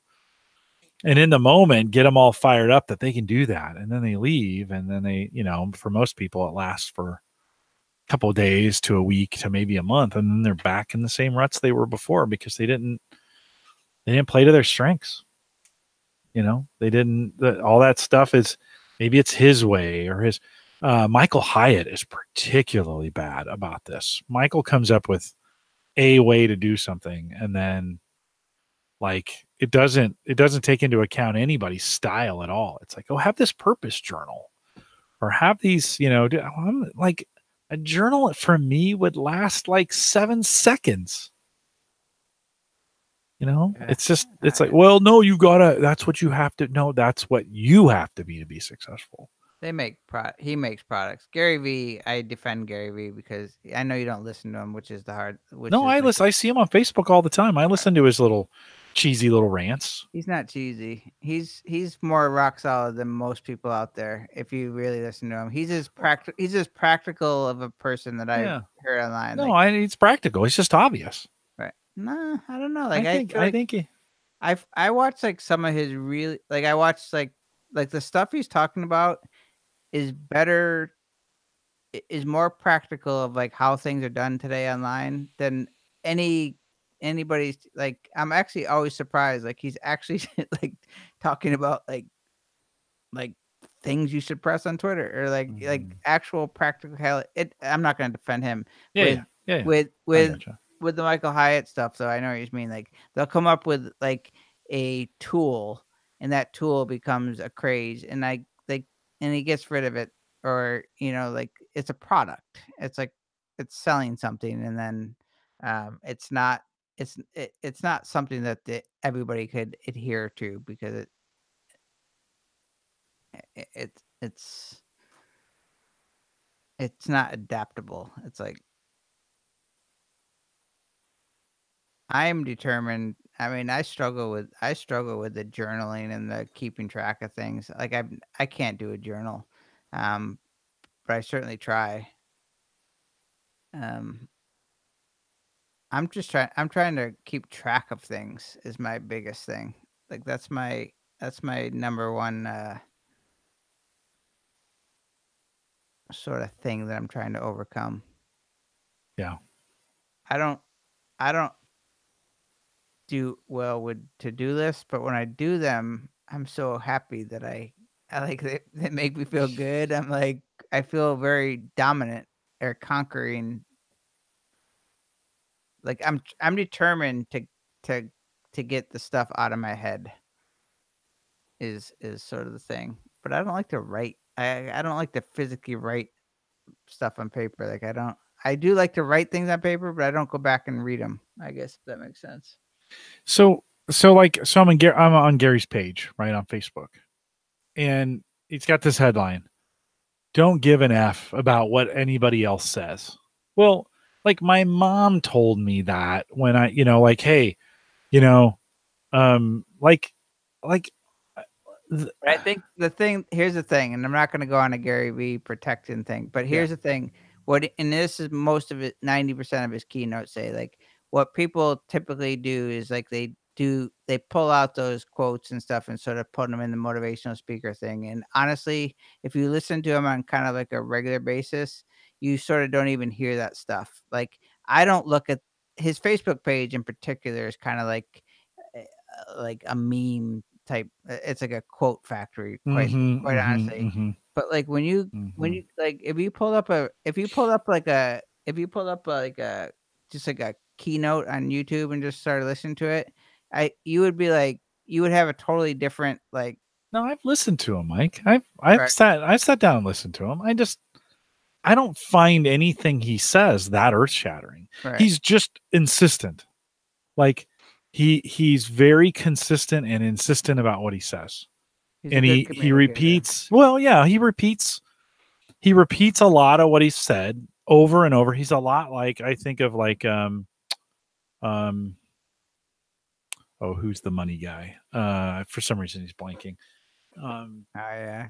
Dave Ramsey. Dave Ramsey. Just he's Dave Ramsey with an attitude. Like Ramsey says the same 15 things over and over and over and over and over. People love him just like they love Vanderchuck. And but if you, and I think Gary's the same way, if you started breaking down his advice, it would be the same 15 things over and over and over and over and over. And I just don't am I any better? No. I mean, I think I repeat myself. I think I have the same. If you listen to Ask the Podcast Coach, I think you'll find we say the same things over and over. We repeat the obvious. But do you think that's the strength when it comes down to it? Like, I mean, is it? I'm not saying it from a defense of him. I'm saying in general. Do you think that we actually people end up being more beneficial if we know this, if like their thing, because, or is it like, because in the reality is like, we actually don't do a lot. We don't, if you took all the things that you've done in your entire life, it's probably not like, I mean, like the things you're interested in versus the things you do, like, it's probably not a wide, like, it's probably not as much variety as we think, is it? No, not at all. No, I think we all are boiled down to about 15 things. Not many things, right? Yeah. No, right on. Vanderchuck has made some comments about students and code and do you need it? And he hates school. Yeah, but he's dead wrong. Like, because he takes the opposite end, that nobody needs to do it. And it's not as complicated. I mean, it's not as simple as no one should do it or everyone should do it. Right. There's a middle ground in there. This is where it gets hard, right? This is one of the areas I just have no respect for him on, because he refuses to think through the issues, that it's a very, very complicated problem that we have, and that it's not going to be solved with one, like, well, kids just don't need to do it. Well, okay. Yes, some. But there are some who do. Like we definitely need students going through school and getting advanced degrees and master's degrees and doctorates. We need serious education. There's some of us need to go through a serious education problem to make the species better. That's the way it worked. That's always the way it worked. Don't throw out the baby with the bathwater. But everything I've ever heard him say on this is, no, we don't need the college system anymore. Now, the education system has all its own problems, right, in it, but it's complicated. And I get the problem I have with these guys is they get boiled down to these, their fault or not, they get boiled down to these these my thoughts on coding computer science majors, right? I can pretty much from that guess what he's going to say. Right. And you're like, Gary, it's a super complex problem. Don't approach it with one size fits all. If we're gonna fix this, you got to get in and actually talk with students, actually work with students, actually understand the problems and the successes these students are having. He's not doing that. He thinks because he's got an opinion on this thing, he's right. And it's like, well, you're kind of right, but you're terribly wrong in other areas. And to me, someone who just will spout, which he does, he just spouts on things that he tries to make things very complicated simple. Yeah. And that you can't, with very complicated problems, you can't do that. They're just complicated. Yeah. and you have to handle them. You got to be able to dig in and help people where they're at.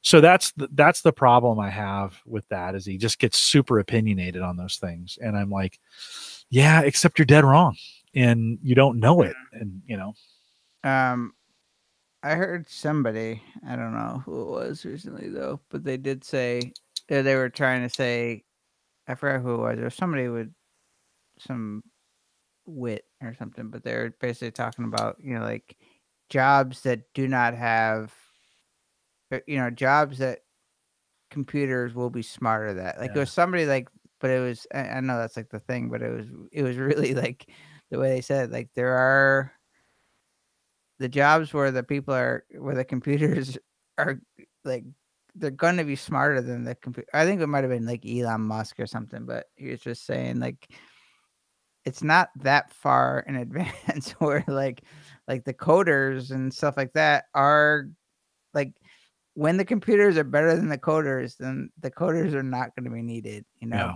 I mean, yeah, it was going in the lines.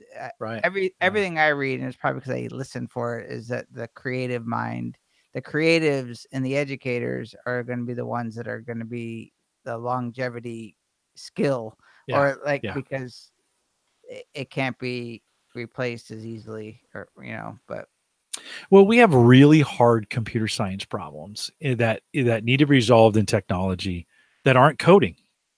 And so, we start boiling down computer science when we boil it down to code, like, oh, that's just code manufacturing. No, it's actually not. Now, part of it is, and we do need people, like there are things that just need to be coded and maintained, and code needs to be written, and I need people to write code. That needs to happen. I need web pages created. I need things to happen. I need JavaScript. I need to move things around on a web page. I need Java written. I need C sharp. I need mobile apps. Like we need these things written. But um, things like Facebook don't happen unless really, really smart people who were educated traditionally, and some not, but some were, create new ways of managing data. Like if we were still trying to manage Facebook on relational databases, it's not possible. Wouldn't work. We have hundreds of thousands of millions of transactions that happen every second. Relational databases can't do that. Someone had to come along, some research had to be done. I mean, the internet didn't get created by some kid who quit high school. Like there was a DARPA project that a bunch of really smart, educated people figured out. And it I is. don't think I don't think the argument though with anybody is that education is bad. It's that the education system is broken. Well, it's yeah, no, it's got problems, right? It's got problems, but It's not worth it for not worth it, but it's where it becomes trouble, and where I have trouble, like look at my nephews and stuff that are like the school is to me education is like the most important thing on the planet to me, like yeah, for yeah, anything, and I don't think that's going away. It's the sad thing to me is that when the school or when the system is like refusing to sort of adapt to a, like to help these people. yeah. Like I heard this neighbor of mine was talk so and I'd heard about the school because I had a friend that went there in Northeastern in Boston.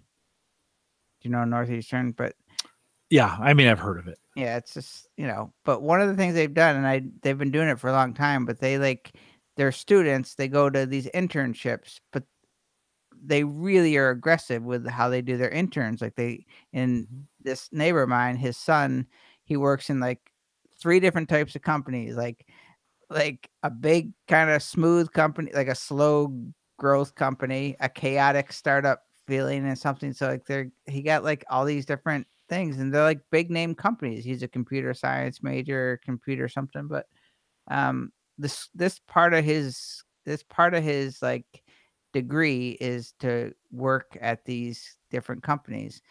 Like my school, like they didn't help me get a job. Like I could have taken more advantage, but like I got nothing out of my college in terms of like development. And I was like, these kids are actually like leaving college with real experience in a like a legit company. And I was just like, that's to me, is a practical way of educating people because he's being educated in where he's going next. Right. Like I went through school, I did the general curriculum, and then you're out and you're like, okay, I guess I got to find a waiter job because like I don't know where to go. Like I mean, it was such.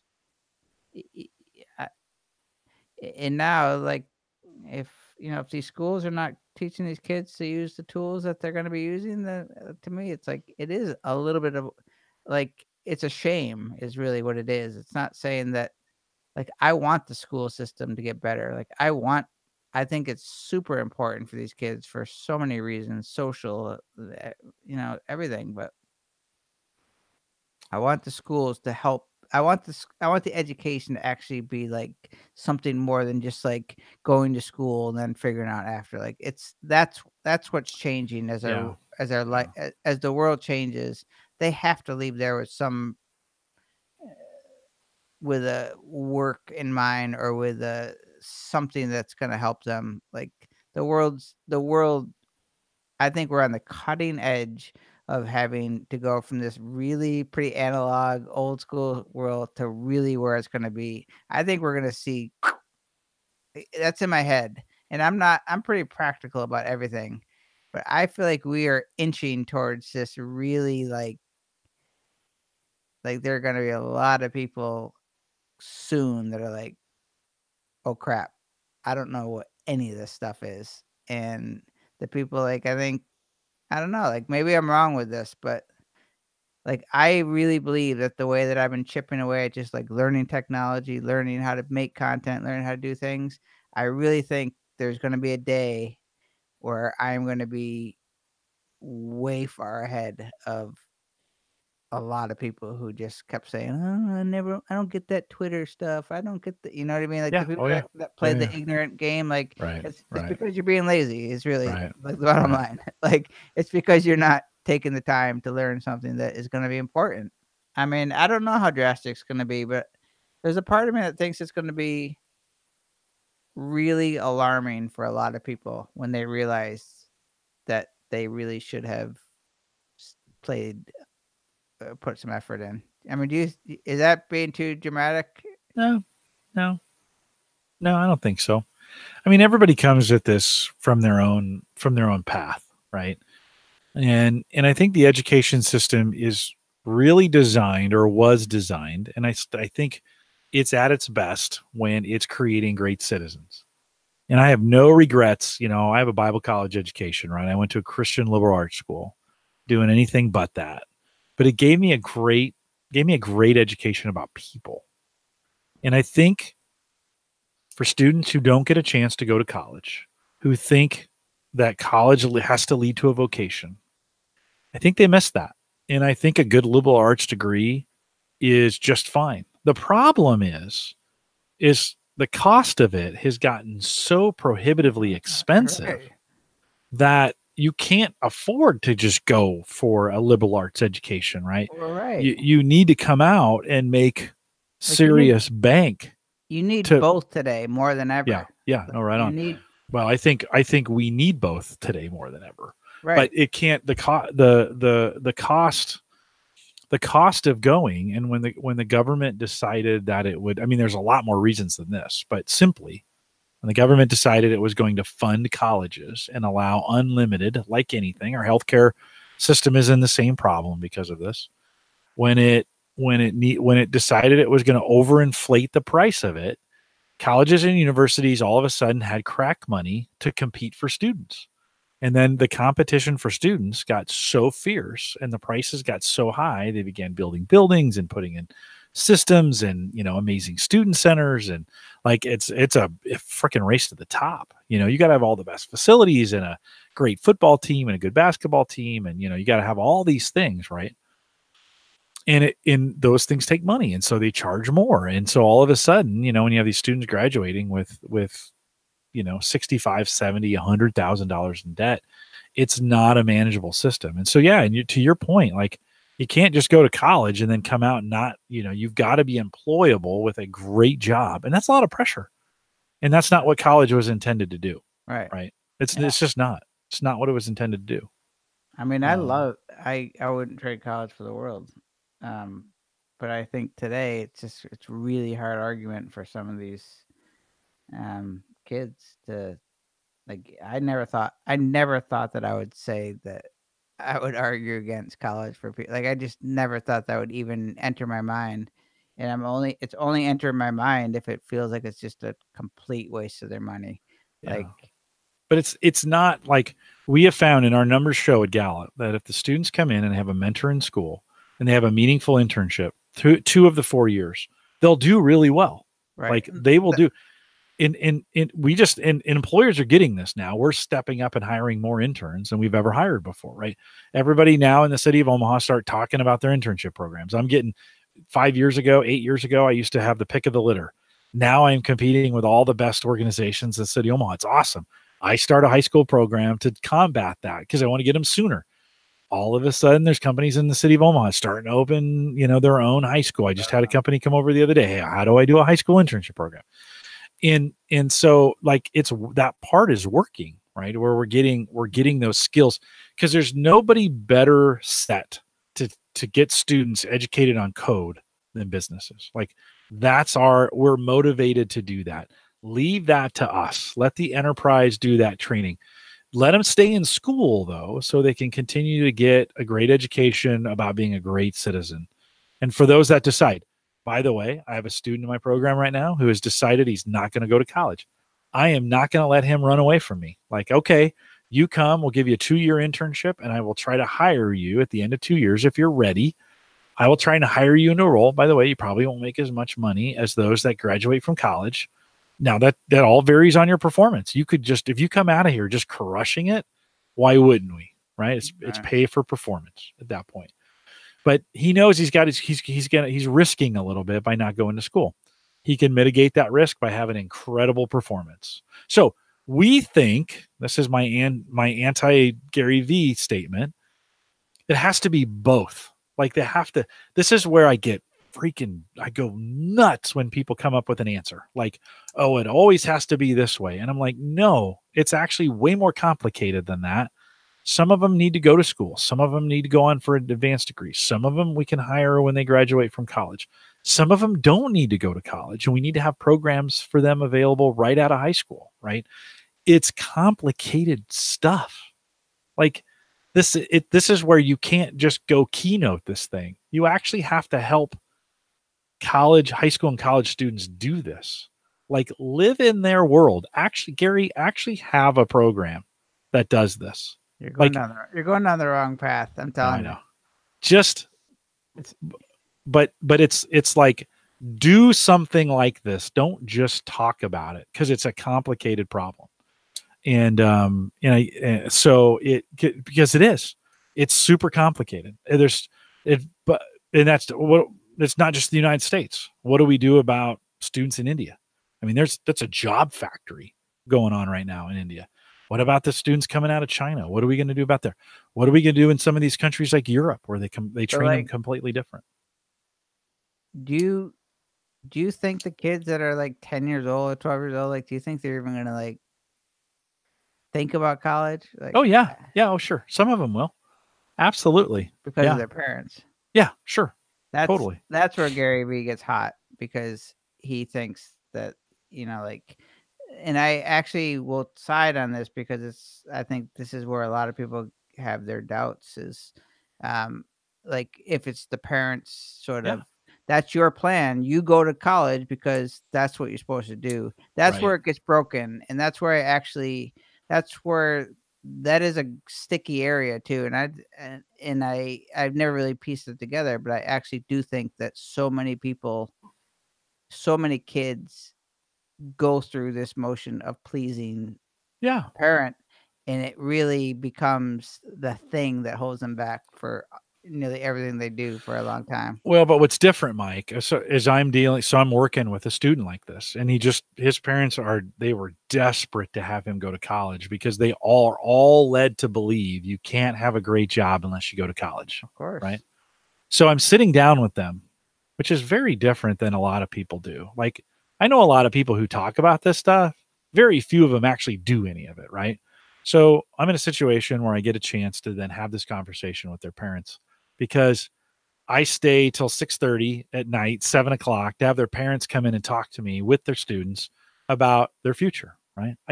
As an employer, do I have to do this? No. Should I do it?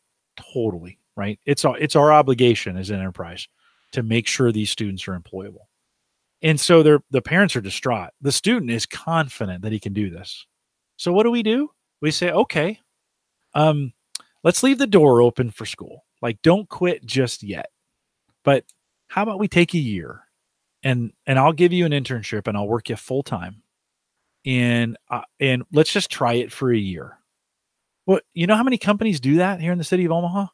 Zero. Well, one, ours. Like, I know no one in the city of Omaha that would take a chance, that would actually take a chance on a student and do this. Like, very few. And it has to be done one at a time and it has to be thought out well in order for this thing to really work. It has to be managed and it has to be supervised and you actually have to have a plan and you got to work, you got to work in this. This is what just drives me crazy. And was when people who they have an understanding of the way things work, but they don't have a program. They're not actually working with. They don't actually know how hard this is to do this. They're not actually talking to the parents. I meet with every single parent of students that are in my program and have a conversation with them. And I know how they feel. I know what their aspirations are for their students. And we get 95% of them to get accepted into a school where they can go to school and learn, right?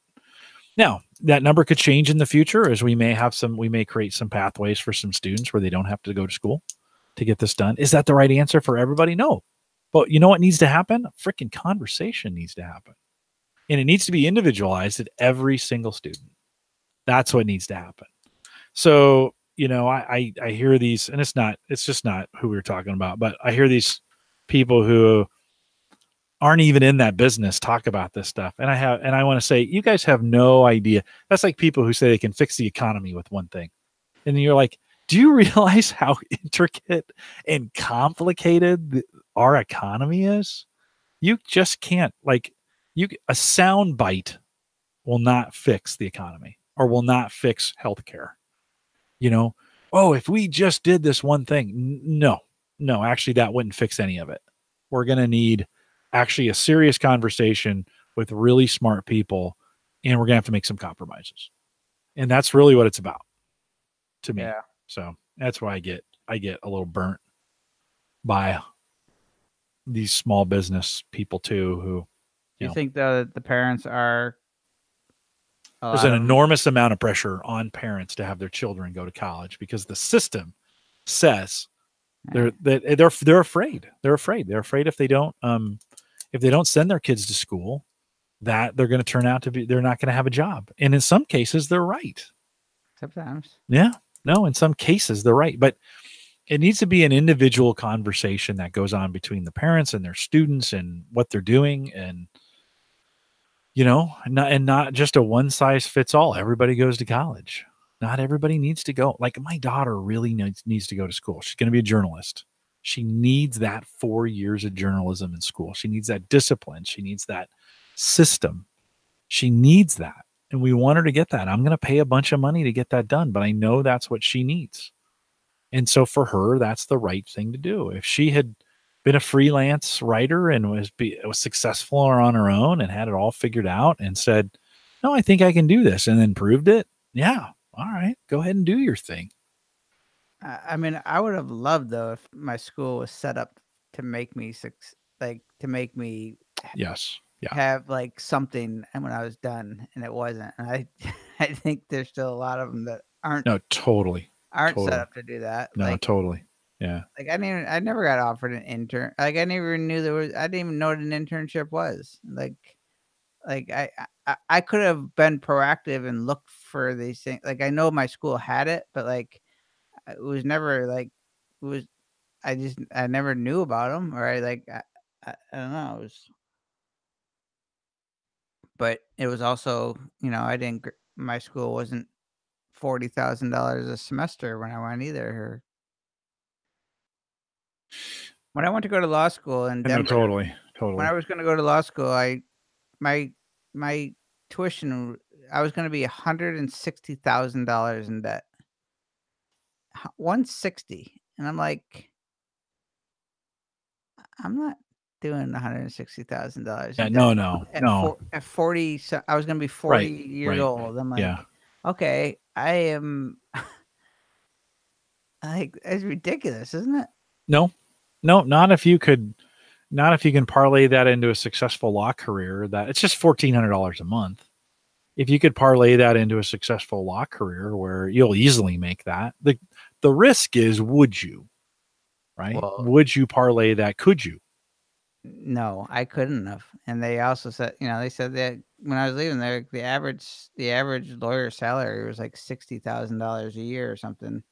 And that wasn't really the issue. Yeah, That's yeah, we're yeah. sidetracking, but No, it's fine. I think I think, Mike, it's a really good, complicated conversation. That's the point I'm trying to make. We live in a world of sound bites and quippy little things that get posted on Instagram. And you're like, and it's like, yeah, if we just, and it's like, no, actually, none of that's true. I do think though the key to all of it is, like you said earlier though, is making good humans. Yeah, Like, and yeah, making people good to themselves is I think the unstoppable yeah, for everything. And yeah. it's No, I just think it just makes the college experience much like the military experience, much like I had both, right? I did 5.5 years in the military and I did 4 years of college. I did both. And in both of them, I think made me a better human. yeah. You I know, don't I dealt with all kinds of people. I was shipped all around the world. I saw all kinds of different cultures. I experienced, everything from the richest of the rich to the poorest of the poor. I spent time in Panama right after a war. I've seen people at their best and at their worst. I'm a lot more compassionate about things because of that yeah. than I would be if I just grew up in Omaha, Nebraska, and never left the I mean, Sarpy County. we don't want a world that just like trains people how to work. Like that's not the way life should be. Like it's not like sending people to these camps to be an entrepreneur Right. that's Yeah. not the solution. No. It's super But sexy though. Right now, everybody, it's super sexy. Go and start your own business. Hey, listen, we have a product that helps people in being a good entrepreneur, but it's just a tool, right? is your strengths primarily for people to be entrepreneurs? No, we have a builder profile 10 tool that's just Ah. like Strengths Finder or just like Clifton Strengths, but it's specifically designed for entrepreneurs, right? It's specifically designed for builders is what we call it. That entrepreneur word has gotten kind of a weird connotation. We're kind of moving away from it. We prefer builders because, entrepreneurs are guys who wear skinny jeans in Silicon Valley and start Facebook. Like that, it's not what an entrepreneur, that's not only, again, it's much more complicated than that, right? You can have entrepreneurs inside companies who start things, who start new products, new businesses, new lines of business, whatever, inside an organization. You can have people who completely transform. And I think, look at a company like Blockbuster.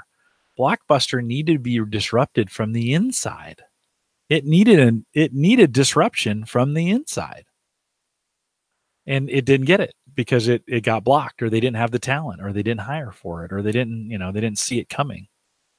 And there's tons of examples of that, of disruption that oftentimes needs to happen in large organizations. Those are builders, right? So we have this tool that kind of helps with that. But the building thing is incredibly complicated. And not everybody is designed to just jump out on their own and start their own business. In fact, many aren't. We're gonna end on this note. Do you think Yes. Facebook could go down?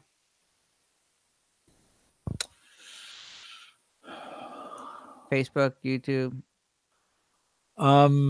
Yeah, it could. Will it? I think it's got a lot of momentum, and so it'd be hard. It would be hard to break the momentum right now. It just has so much tied to it. Nothing's impossible. No breach. A big breach of some kind, something like that could take it down quickly.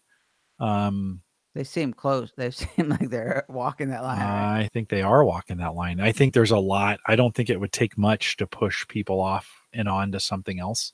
But realistically, who's waiting for them? YouTube. You know? Yeah. I just want, I don't really, it doesn't really matter, but it does seem like the big five or however many that seems to be up there.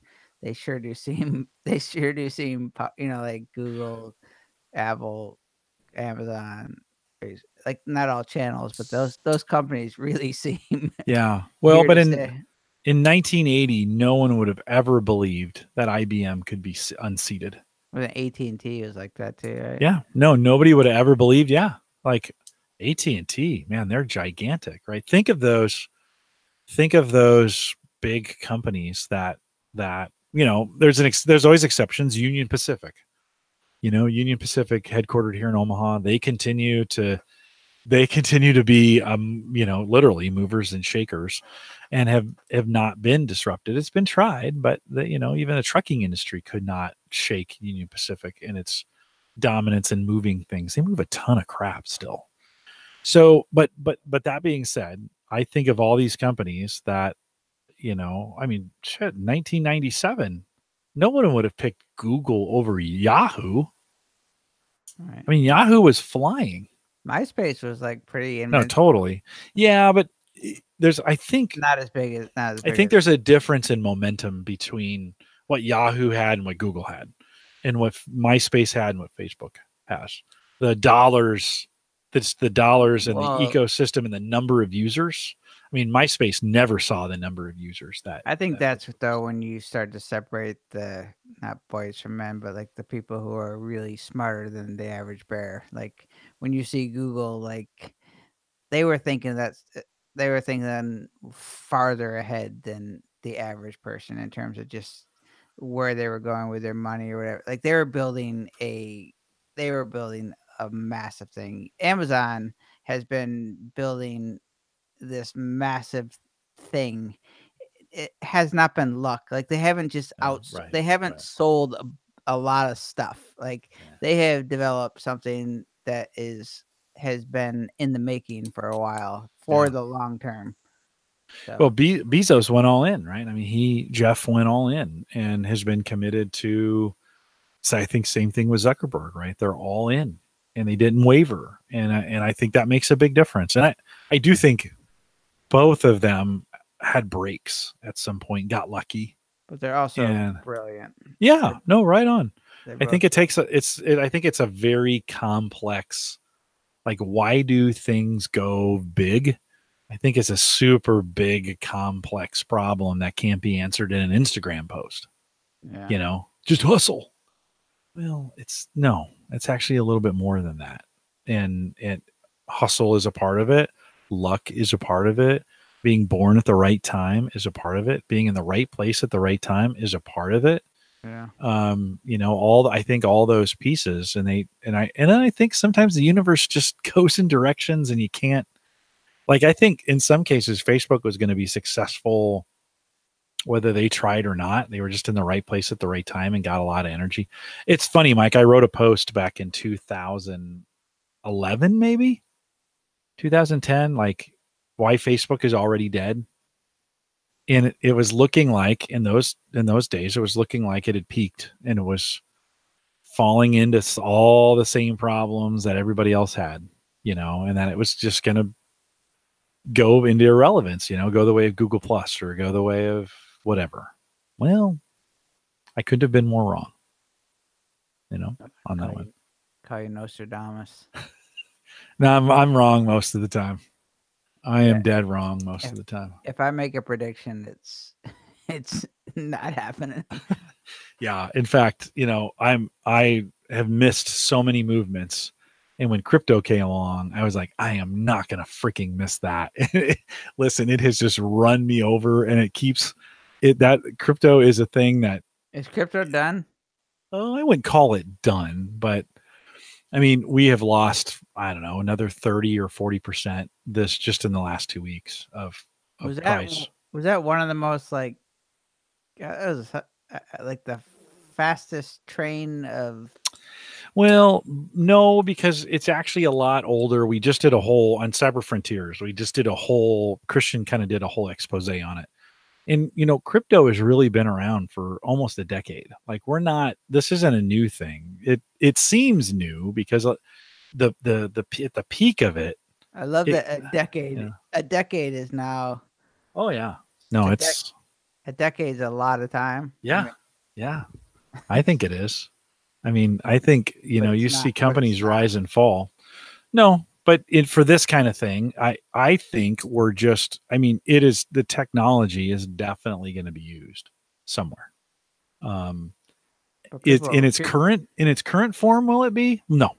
The 2,000 coins that exist today will get boiled down to 5, right? For value. There's just not enough space in the market for that many players. But how many online shopping stores popped up in 1999 and 2000? There were a ton, Mike, and many of them have gone out. Who's left? There's a handful of players left, right? The markets always follow a predictable pattern. Yeah. It's always, wide distribution, small number. They all consolidate together, and then you're left with 3. One really powerful and one almost trying to always catch it, and a third that's on the brink of always going out of business. Right? I mean, in retail in the United States, if we take Amazon out of the equation, it's Walmart. SoundCloud or retail. It's exactly. Who do we have? Walmart, Target, and then everybody else, right? I think Target's about done. For big box stores, we have Home Depot, Lowe's, and Menards. And Menards is always just struggling. There's a few other ones in there, but I've never heard of Menards. Oh yeah, they're big, gigantic out of Wisconsin. Big in the Midwest here.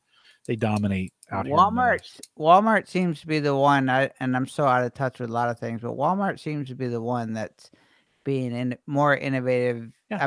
I'm giving them some props. They seem to be taking on. They seem to be like trying to rise up to the Amazon challenge. Yeah. Well, they're playing to greed, and like, I have to have it now.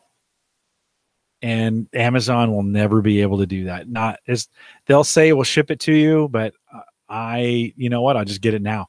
If Walmart can get it as cheap as Amazon and in their hands, they're pretty close.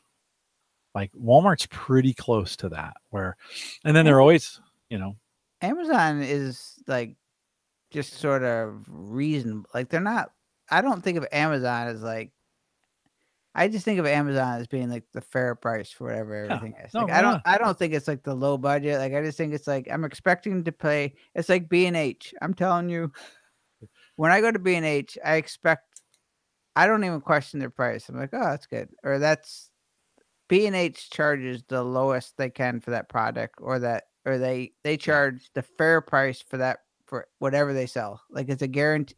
I know there's no other better price than them, or they're the same price as Amazon almost. If you maybe a little higher, but for the most part, almost always a little bit higher. But for the most part, if you compare any two products that are on one or the other, you'll find that they're not much different. And that's I'm sure B&H making sure that they're not being outsold. Well, in Walmart's case, if they can compete head to head with Amazon on price for the ticket items where people want to go in and buy it, then they can upsell them on the high. They can make margin on things like candy bars, their own brand. Oh, their own brand, right? Or like, I love this. There's this kind of candy called Munch that I'm addicted to. I swear to God, it's got crack in it.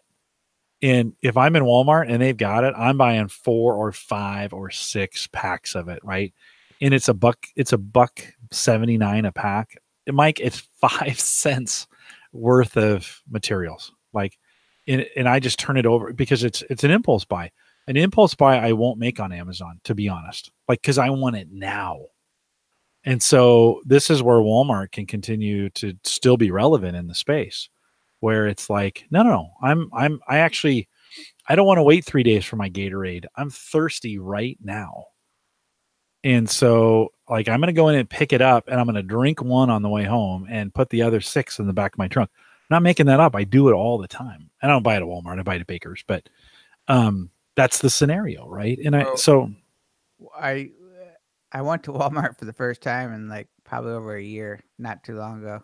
I go like once a year to buy like shampoo and stuff like that. Yeah. And I was talking to the girls at some desk they had there, and they were telling me about that. Like the thing they're doing is that you can buy stuff. You can buy stuff online. They're making it very easy to buy stuff online. Like that's where I'm giving them props. Yep. Because they're making it easy to go buy things, and you go in there and pick it up. Yep. So if you buy, then when you go in there, you're like, oh crap, I also need this. Like it's a smart system they got going on. You know? And the things you need are the things you see as you're checking out. You go in there to pick up your online order. You got to go. Like now they're bringing it out to you, so it's not as good. But it's cheaper though online. The girls told me they said you get a discount online. Yeah. So, all right, I'm falling asleep. All right, dude. Sorry that I bored you.